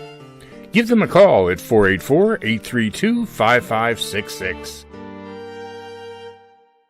This is Keith Jackson reminding you you're listening to High School Football right here on havenfootball.com. Welcome back to Teamer Field. We are just moments away from the third quarter starting. So thanks again to the Strath Haven and Conestoga marching units. Just phenomenal performances once again, and a great halftime effort from everybody here tonight, and the crowd enjoying every minute of that. Thanks again to Pete and Mike for the halftime chatter. And in the meantime, trying to get some scores from around the area as we're going along here. So we have some scores that we're missing that we'd like to have, but not. I bet Andrew could get them. I'll bet Andrew could probably do it, even at 30,000 feet, probably on his way. I think he's still in Dallas. All right, Dallas on his way to Montana, but we'll see what we can do. All right, in the Catholic League tonight, big one. Roman Catholic, fresh off a big win over top-ranked LaSalle last week. Leading Cardinal O'Hara 12-7. So O'Hara giving them all they can handle so far. It's a little tighter than you thought. Yeah. Huh? So nice work there, and a good game going on in the Catholic League. All right, back to District 1 here. 5A Unionville, who's in a prime spot to make some noise in the 5A playoffs, but they trail 1-5 Avongrove at half, 14-7. We'll keep an eye on that one. Bishop Shanahan all over Sun Valley, 41-0 at halftime. North Penn leading leading Central Bucks South, 14-0. Westchester Ruston, your defending 5A District 1 champion, they lead Downingtown East, 10-0. So a good start there for Ruston. That game's at halftime as well. Downingtown West looking to rebound. After 2 losses in the early season, they are 4-2 and maybe on a roll here. They're they're really banging Great Valley around, 17-0 early on. Marple down closer to home in the Central Leagues. Marple Newtown all over Lower Marion, 21-0. Garnet Valley 35, Radnor 0. Owen J. Roberts up in the Pac-10. They're trying to go to 6-1. They lead Boyertown, fresh off their win over Perk Valley, but it's been all Owen J. Roberts tonight, 21-7. Huge game up in Bucks County tonight. This will make a big splash in the 6A rankings. Undefeated Penridge at 6-0, tied with 5-1 to Chamonix, 7-7 at halftime. Good game there. Perk Valley trying to rebound to that from their loss last week. They are sitting at 3-3. They trail Springford 14-7. Springford just 2-4. They had an 0-4 start, but now looking to win their 3rd in a row. Upper Darby trailing Pencrest 21-7. Pencrest with a pick 6 early in that game to spark them. Back to the Pac-10, Upper Perk all over Upper Marion, 29-6 at halftime. Upper Perk could make some headway in the 5A standings as well. Westchester East 13, Oxford at 5-1, trailing 13-7. So Westchester East up on Oxford at halftime, and undefeated Coatesville in 6A, leading Henderson 20-0. I keep mentioning the 5A playoffs. My plan is by sometime Sunday is to have our first projection for what the 5A playoffs could look like if our predictions go well. So we will always put a caveat on this. When we put together these projections late in the season, they're really just for fun. Like, you have to pick somebody to win, you have to pick somebody to lose, and the kids obviously are the ones playing the games. But in the meantime, we like to put that together and throw some playoff possibilities out there over the final weeks of the regular season just to see where everybody stands. So Panthers with a 28-0 lead right here, and maybe one score away here from shortening the game tonight and moving to 6-1 themselves. Conestoga looking for a big-time turnaround here with 2 return men standing deep. Niall Holman and number 24, your sophomore running back, Justin Smith, over on the far hash. A wait near the goal line. Matt Steyer approaches, and a high end-over-end kick. This will come down to Holman at the 3-yard line, and up the near hash he comes.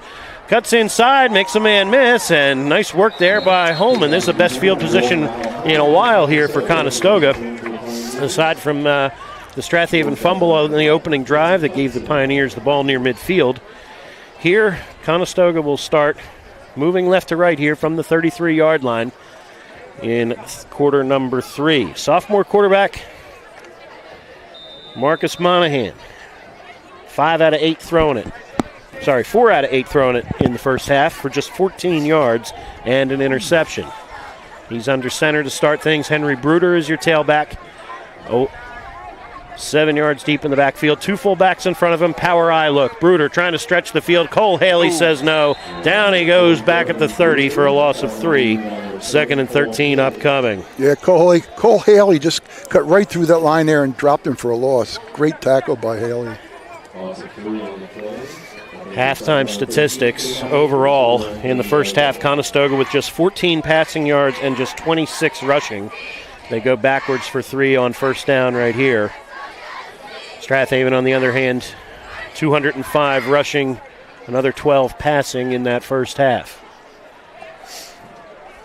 2nd and 13. Monahan will try it again, this time from the shotgun. Again with 2 fullbacks and Bruder on his right hip, flinching in the backfield. Let's see. It's maybe false start here. Yeah, Strath Haven jumped, but they were enticed by the right side of that line and the tailback. All right, so Backwards another 5 here. Turns it to 2nd and 18. Not a great start here for Conestoga coming out of the locker room. Yeah, this is not what a coach wants to see when he's trying to get back to someplace close to 28 points. Conestoga with a home game next Friday with Lower Merion. Should be interesting if Lower Marion's got a high-powered offense as well. They like to sling it around, although they're having trouble with Marple Newtown tonight. All right, here we go. Quarterback sweep to this near side. Monahan met by Patrick Burke at about the 25. Falls forward to the 26 for maybe a yard. And 3rd and 17 is where we sit. Monahan with 6 yards rushing tonight. That Strath Haven defensive line has, since the end of the first quarter, has just controlled the whole game there. They're just playing outstanding defense. Flying around the football once again here. And good to have Luke Mulhern back there at linebacker. And Yosef Ali did a nice job there for the most part in the last couple weeks. Yes, he did. And again, speaks well of the depth here of this junior class especially. A couple of seniors on the corners. Jordan Alexander at the bottom of your screen. Van Wendell singled up at the far side on 3rd and 17. Monahan going to keep it himself. Another keeper here off the left side. Just a dive off that left guard and back near the original line of scrimmage maybe. See where they spot it.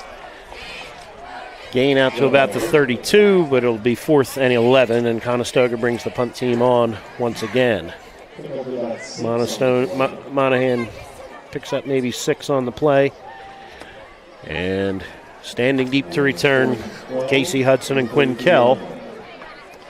Panthers have had a couple of moments there in the punt return game, but penalties have hurt them.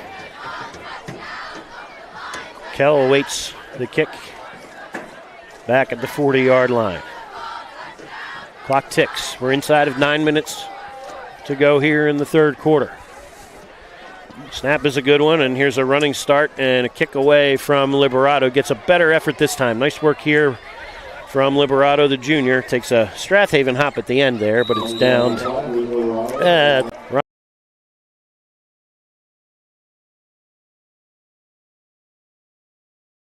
And Mudrick is your fullback. Out of the wing tee. Gives to Casey Hudson, looking for room off the right side. Explodes, runs through one tackler, and it is dumped at the midfield, near the midfield stripe.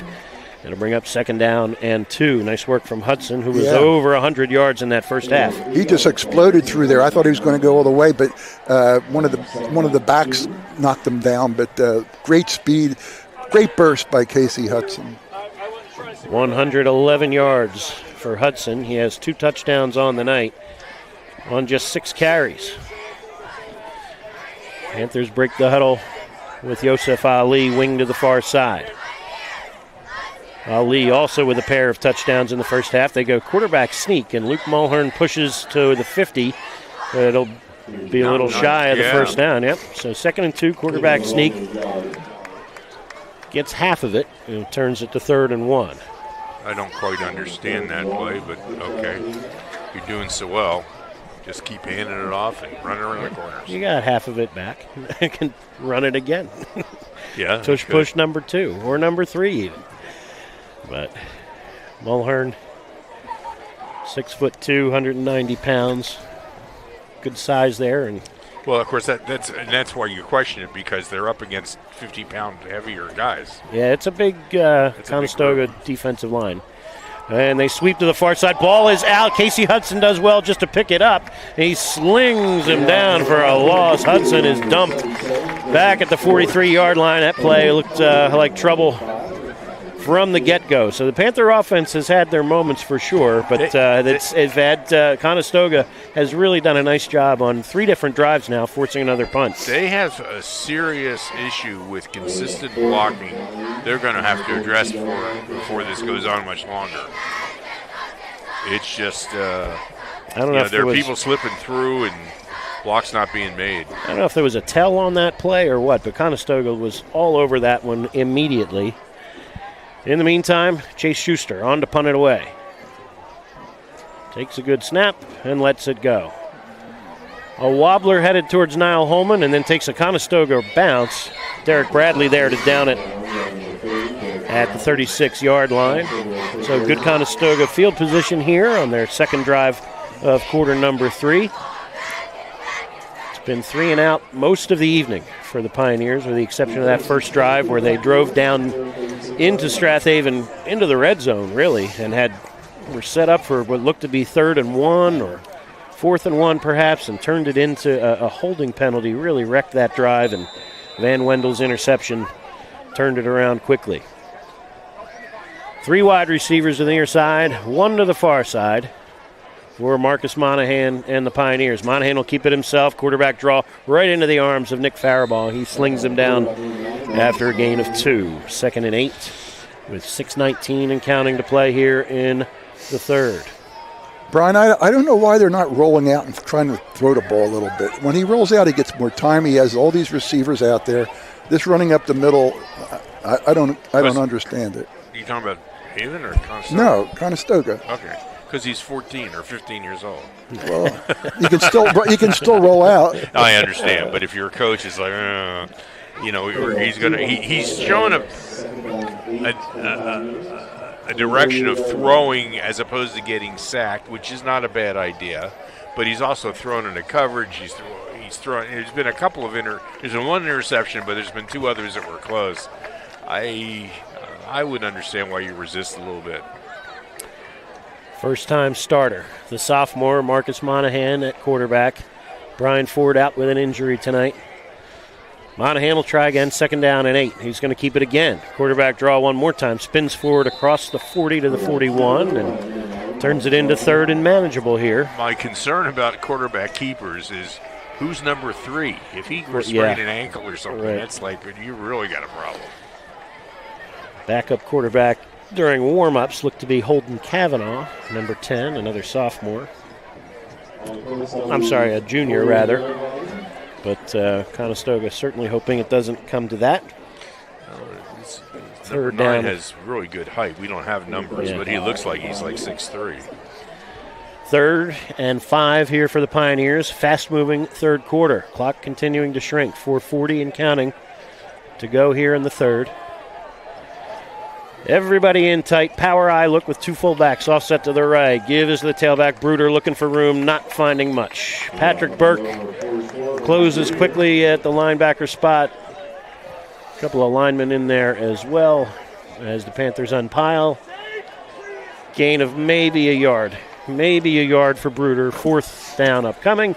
And the punt team on one more time.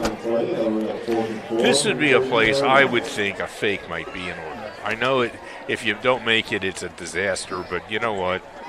Losing by 7 Well, Mike, that kicker, he likes to run to the right a little bit and then kick. Well, this time, why don't he run to the right but keep running? Going. Well, he didn't do it last time, actually. We'll see. But if he can turn that corner, he can get 1st down. Liberato, 4th and 4, awaits the punt snap near the 30. Quinkel all alone this time. Panthers have an extra man in the box. Liberato lets it go. Good height on this one. Hang time, but unfortunate Conestoga bounce there as it went in the Strath Haven direction out to the 36-yard line, and the Panthers take over 1st and 10 with 3:32 to go here in the third. So Panther offense trying to wake up as well. Had some missed blocking assignments on that last drive, and give Conestoga credit that they have some good size and good talent up front. But they've, like we said earlier, had, 3 or 4 drives now where the Panthers either have been stopped. Right. Once on a fumble on the opening drive, but have been forced to punt a couple more times. John Riley split end to the far side. Give inside is to Ryan Mudrick, the fullback, straight ahead out to the 40. Picks up 4 on 1st down. So last week was a Ryan Mudrick kind of week. Fullback heavy a week ago in the win over Marple Newtown, where Mudrick went for 18 carries, 123 yards and a score. Tonight it's been the halfbacks doing the damage. Casey Hudson's over 100 yards. Yosef Ali with 2 touchdowns as well, and he's averaging 8 yards a carry. And the Panthers break the huddle with Hudson wing to this near side. On 2nd and 5, this is Yosef Ali. All sorts of room off the left side. Stutter step, keeps his footing across midfield. Shaking tackles, and Ali just refusing to go down until he picks up the 45 and a Panther first down. That's been Ali's trademark all year. The first tackler never brings him down. His yards after catch or yards after run are at least 3 or 4 yards every time he touches the ball. 63 yards on just 7 carries for Yosef Ali, and boy, oh boy, he's run hard tonight. That touchdown run right before halftime, did the last 5 yards himself, running through 3 tackles. We'll have to check the film on that one later. Yeah, probably a play of the game. Ali wing to the far side from the 45, hard count from Mulhern. Quick hitter on the trap play, and nice work there from number 40 diving in. Number 40 is not Henry Bruder. We were given some different information prior to the game. Bruder's wearing 44 tonight. 40 we do not have on the roster, and it's not been identified, or I will say misidentified prior to the game. So excellent job there stopping Mudrick for a loss of a yard. 2nd down and 11. Yeah, I'll tell you, I'm not too sure I would spend a lot of time running up against the center of this Conestoga defense. I just think it's trying to move these guys, and then you've got linebackers who are good size. They're also filling pretty well. 77, Justin Schwartz. He's out of night. He's right over the ball here on 2nd and 11. Sweep to Ali, room off this left side momentarily, but scraping down the line. There's big 77 again. Schwartz with the stop. A gain of just 2. 3rd and 9 upcoming. Panthers likely in 4-down territory as long as they get some level of positive yardage here. This Pioneer defense, Brian, in the second half has been excellent. They've been holding the Panthers to small gains, no points, and it might be a little bit too late, but they're playing very good defense. Well, they could come out. One of the things you do is you got to change your focus. And if I was coming to Stoke, I'd come out and say, no mercy rule. We may not win this, but no more scoring. John Riley, split end to the far side. Mudrick. And now you're going to get a timeout, Strath Haven. There's confusion here. Risking delay of game. Head coach Kevin Clancy wants to talk it over, get everybody set up. All right, we'll take a short timeout with him. 36 seconds to go here in a fast-moving third quarter. We'll be back in just a moment on havenfootball.net. Benefits Group specializes in creating employee benefit packages which can maximize your company's ability to attract, retain, and award the best employees. We develop a strategy for your business to attract high-quality team members. It is critical to have benefits that are competitive in the marketplace. We develop a benefits package and retirement plan that helps you implement a complete benefit program and retirement solution. We help you implement a successful strategy that rewards your employees for their hard-earned time. Empower your employees with a comprehensive benefit solution from the Wharton Benefits Group. Call them at 484-328-3590. Hi, everyone. This is Greg Murphy from the Phillies broadcast team, and you're listening to high school football right here at Haven Football. Third quarter action here on havenfootball.net. 36 seconds to go here with Strath Haven leading 28-0. Looking at 3rd and 9 from the Stoga 44-yard line. Good start here for the Pioneer defense in this third quarter. They've turned away the Panther offense once. Trying to get a stop now on 3rd and long. Mulhern under center. They play fake, and now they go option. Nope, give inside. Yep. Really? Showed a little something different here. Ryan Mudrick gets the line of scrimmage and not much else. Excellent job again by the center of the Pioneer defense, led by 66 Travis Jones back in the lineup tonight. Good work there. No gain on the play, and the punt team comes out again. Is it a surprise to anybody sitting up here that play didn't go anywhere?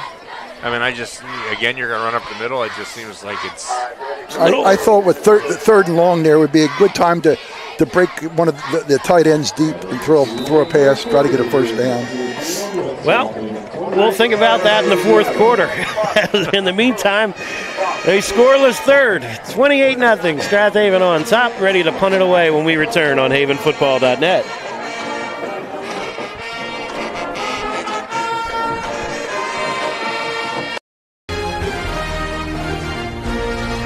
This video and audio broadcast is copyrighted by havenfootball.net Incorporated for the private use of our audience. Any other use of these broadcasts or any pictures, descriptions, or accounts of the game without a havenfootball.net Incorporated's expressed written permission is prohibited.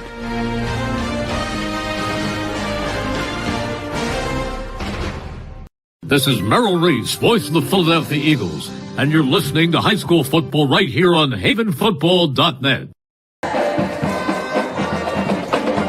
Fourth quarter action ready to begin here. Brian Carroll bringing play-by-play, joined by Mike Mayer and Pete Fulgenetti, Dean Michelson, and Mike Clancy on the cameras as Chase Schuster steps into another punt. Excellent kick this time, angling to the far sideline, out of bounds inside the 20-yard line, and Schuster, your center on the offensive side of the ball, now, as of the Haverford game, has turned into a full-time punter as well. Conestoga, not much doing offensively, has yet to pick up a first down in this second half, and was held to about 40 yards of total offense in the first half. But trying to get something going now. Moving right to left here are the burgundy and silver. All right, here we go. Again, Marcus Monahan under center with two fullbacks in front of him, or alongside of him here in a power I. Justin Smith is your tailback, and we've got motion up front here. Looks like false start. Conestoga with another pre-snap penalty here. Disrupted their last drive, and now back them up to the 11-yard line. And that can put a damper on any drive because they're not gaining a lot of yards to begin with. Now they got to go 15 to get their first down, and it puts themselves in a hole.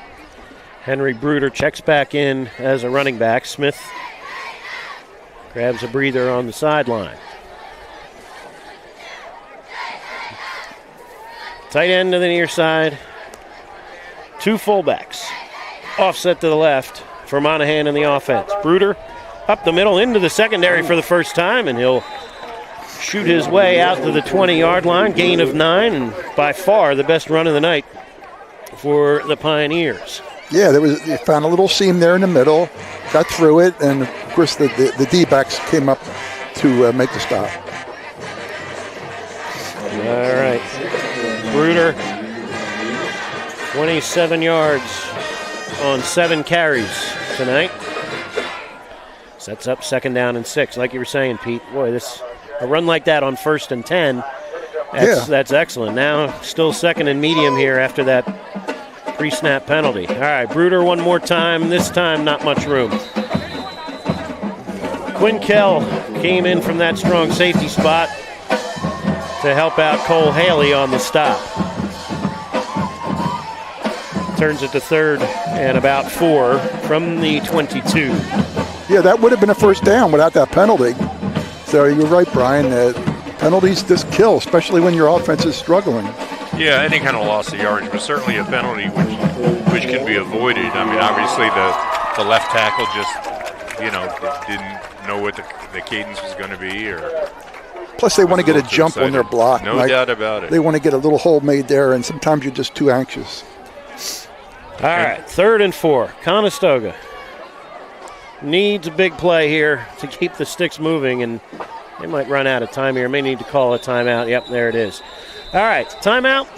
Conestoga. We'll take a short timeout with them, see if we can't get a score update or two from elsewhere. Be back in just a moment on havenfootball.net. Senior Home Care is owned by a Strath Haven family, the Glowackies. We provide in-home care assistance with all activities of daily living, personal care, transportation, mobility assistance, light housekeeping, and meal preparation. We also offer personal care, including hygiene, companion care, and medication reminders. Alzheimer's and dementia care, along with short-term respite care, are also available. Schedule your free consultation at 610-719-3223 or go to our website at secondfamily.com. Hi, everyone. This is Greg Murphy from the Phillies broadcast team, where high school football never sounded so good, right here at havenfootball.net. Welcome back to Teamer Field.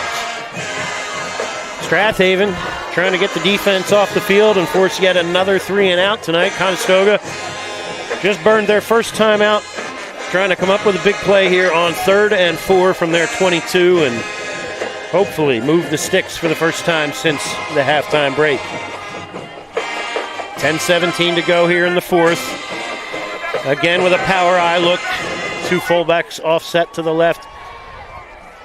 Justin Smith is your tailback, and they give it to Smith on a delay to the right, and he's got some running room.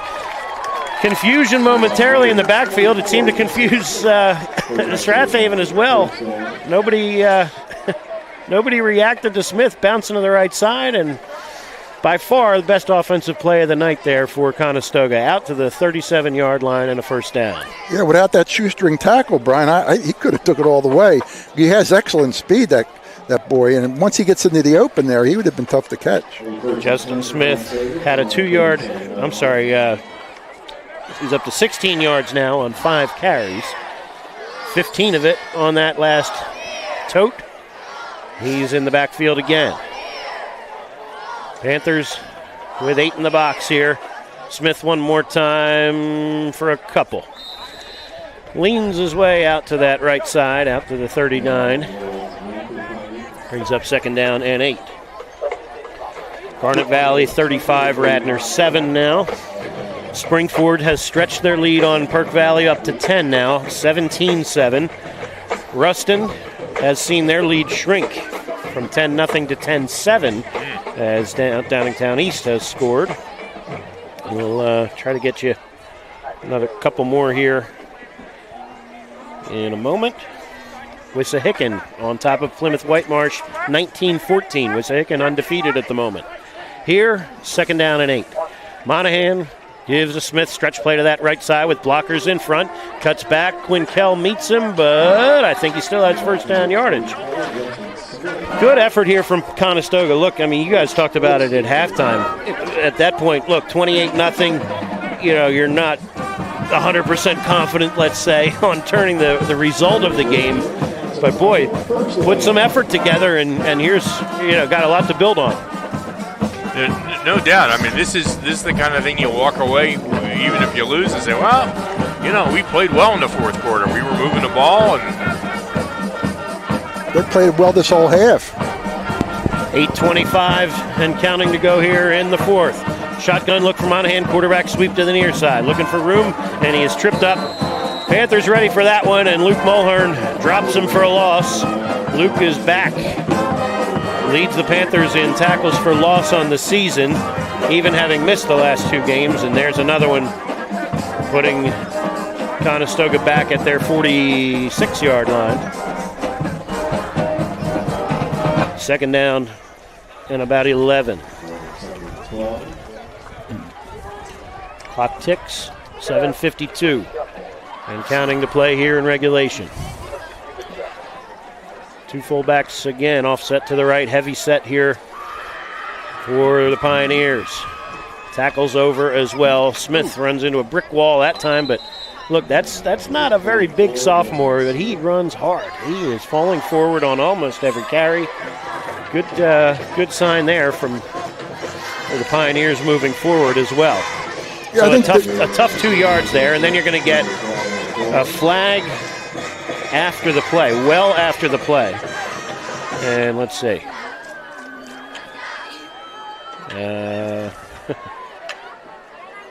Not sure what the signal is. Dead ball, unsportsmanlike, Conestoga. All right. That's not what they needed. Goodness gracious.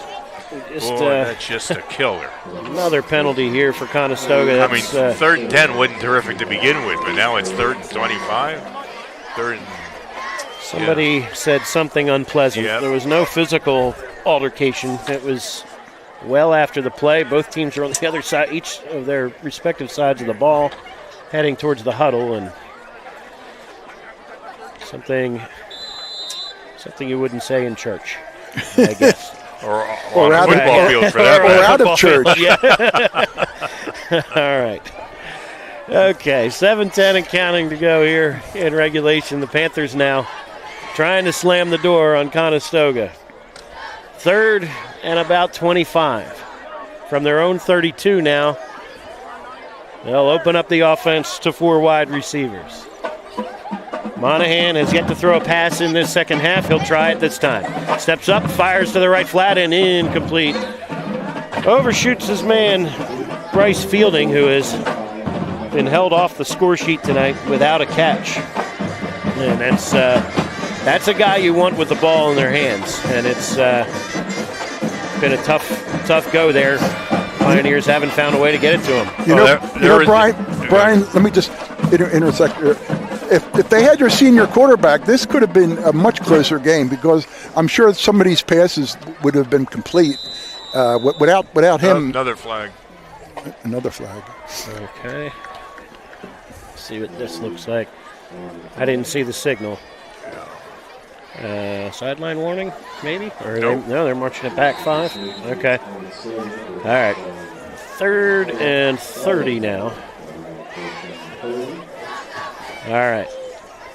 So, Quinn Kell and Casey Hudson await the punt from Liberato. Liberato's been a busy guy back there. Conestoga punting yet again. Strath Haven held scoreless, though, in this second half so far. 6:45 to go. Liberato high and a wobbling kick, rather. It'll take a nice Conestoga roll out towards the midfield stripe. And it'll be Strath Haven taking over at the 48-yard line. So, we said it a couple times already in this half. Strath Haven needs one drive to get a running clock. Haven't been able to do it yet. Brian, if they go on a long drive here, there may not be any time left for a running clock. Right, that's right. That's right. Well, I would say if I was Conestoga, I'd be pretty pleased. I think they came into the second half going, okay, this is going to be fast. And this is something they can build on for Lower Marion next week. They can say, hey, look how we played in the second half. We can come out next week and beat these guys. Absolutely. All right, here we go. Panthers shift. Ali in the backfield. He has room off the left side this time on the handoff, and Yosef Ali picks up a first down. Give him 11 down to the Conestoga 37-yard line. Ali has been kind of your closer, honestly, in the last few weeks here. Second half legs have been there for the junior wearing number 4. 9 carries for 76 yards now. And those 2 first half touchdowns, but especially now that he's not on the defensive side of the ball, he's maybe a little fresher here too. I was going to say fresh legs, yep.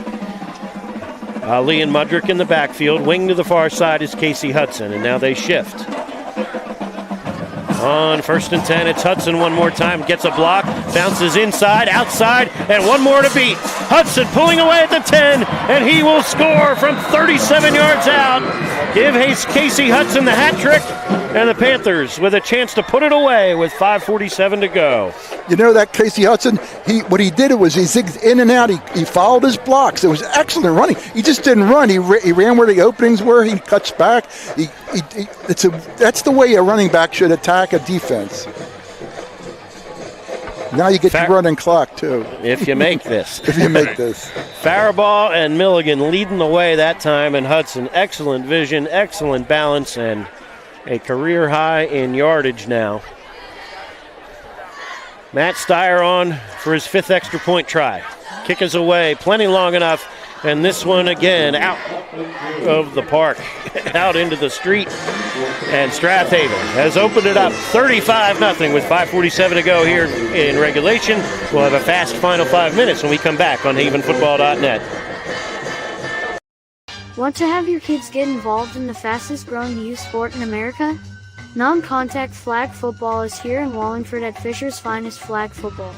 Boys and girls in 3rd, 4th, 5th and 6th grades are eligible. Adult coaching for each team assures that each child is taught proper football techniques and skills. Get involved in flag football. Sign up for learning camps in spring 2026. Go to fishersfinest13.com for more information. Hello, everyone. I'm Ron Jaworski, former Philadelphia Eagles quarterback, and you're listening to high school football right here on Haven Football. Welcome back to Teamer Field. Strath Haven 35, Conestoga 0, with 5:47 to go here in regulation. Clock now is going to run from here on out, with the exception of timeouts and scoring plays, as the Panthers score again on the ground. 37-yard run for Casey Hudson, his third of the night. End over and kick comes down to Niall Holman. Holman with a little bit of room off that right side, and then he's met there by 35 Ryan Mudrick at the 24-yard line. And Conestoga, again, we've said it over and over, have had some really positive things to look at in the second half, especially defensively, offensively. Milk the clock a little bit, but some untimely and costly penalties have really derailed things for the Pioneers. So can they put something else together here with 5:31 and counting to play? 4 wide receivers. Panthers trying to keep that goose egg on the board. Monahan and the Pioneers would love to find that end zone here before the night's over. Give to the near side, stretch play, and not much doing. They'll pick up a yard out to the 25-yard line. That's number 26, Ryan Taft on the carry. His first carry of the night goes for 2. Second down and 8 upcoming.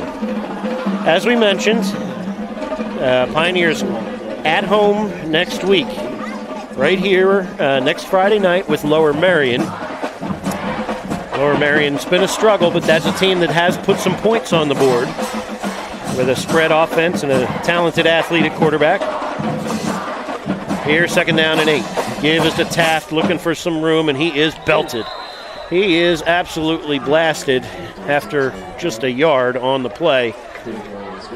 Big hit over there from, I didn't see if that was Barlow or Haley. I didn't even replay on that one. Yeah, I'm not sure who that was.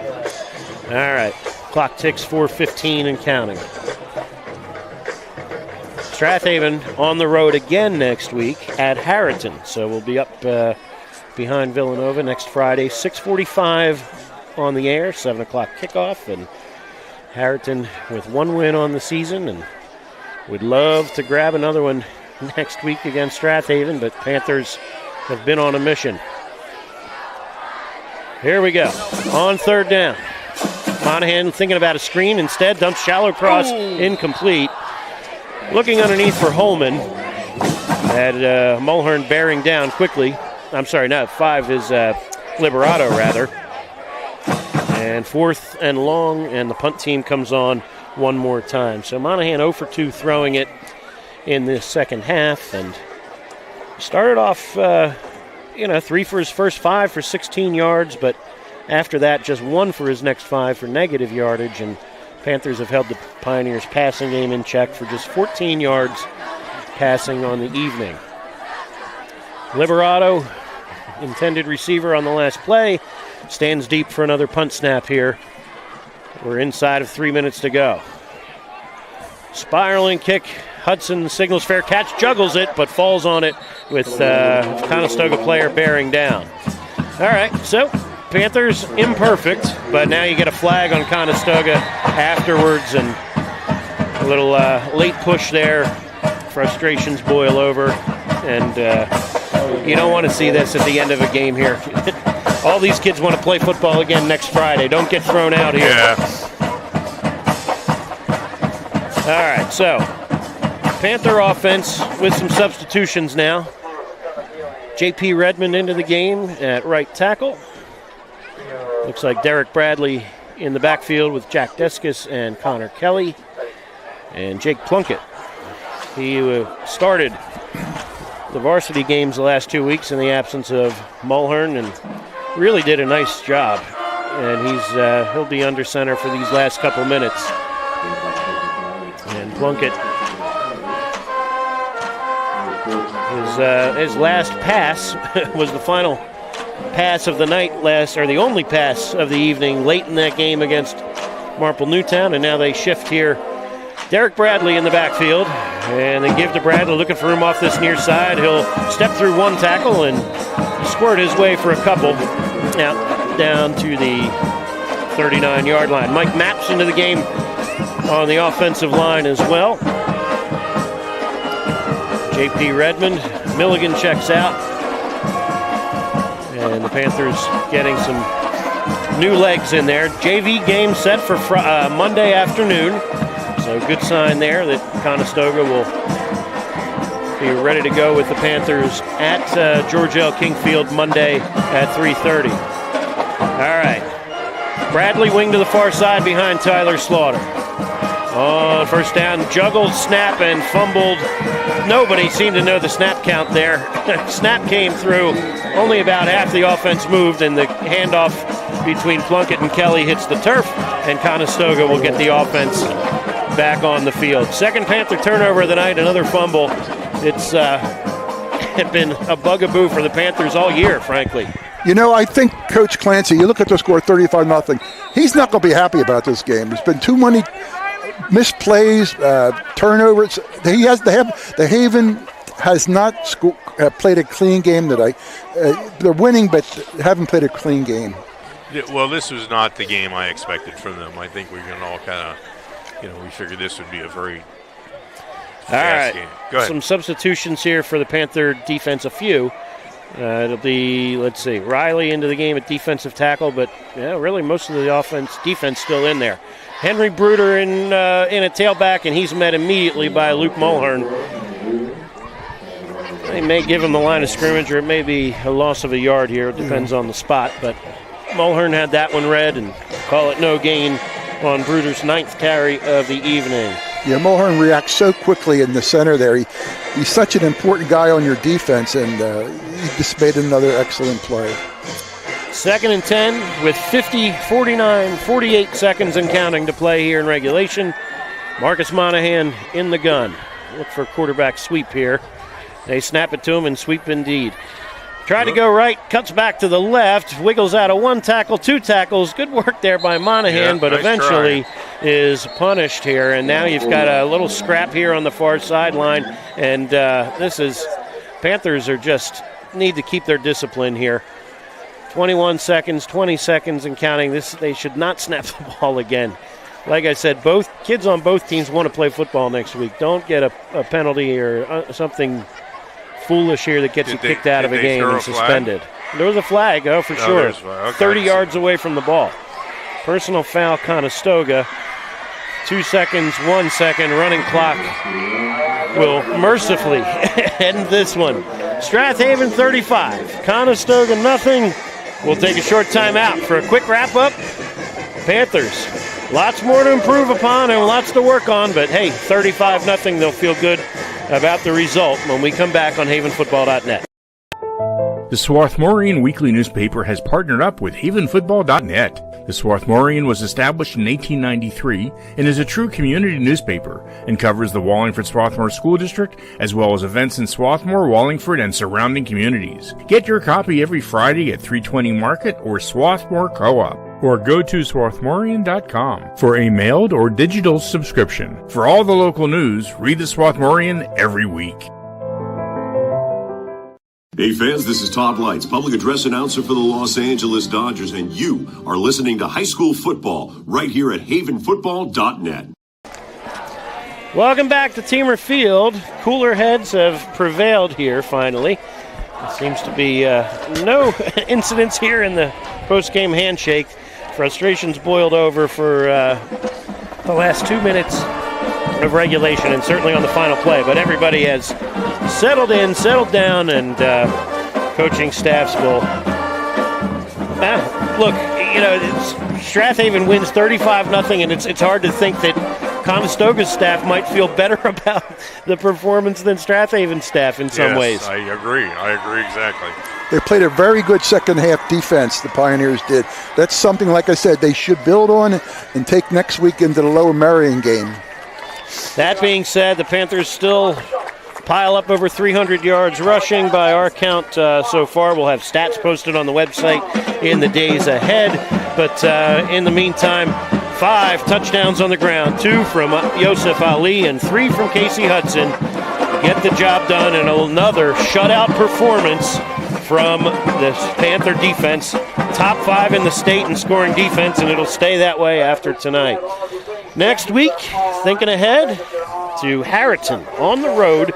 6:45 kickoff, 6:45 pregame, 7 o'clock kickoff, and we'll be happy to bring it to you live, as always, on havenfootball.net. Thanks again to everybody at Conestoga for keeping us in a great spot here out on the platform tonight. Wonderful job, as always. Thanks again to Mike Clancy upstairs and Dean Michelson downstairs on the cameras. Couldn't do it without you. And, of course, Pete with the color commentary, the halftime chatter, and Mike Mayer doing everything else tonight with the engineering, color commentary, and more. Check out the website. Over the next couple of days, we'll have stats, play of the game, articles, and a preview of Harriton and perhaps our first playoff projection in the days ahead. Your final score one more time. Strath Haven 35, Conestoga 0. We'll be back next week on the road at Harriton. One more time from Teamer Field. Brian Carroll signing off. Good night, everybody, and great football.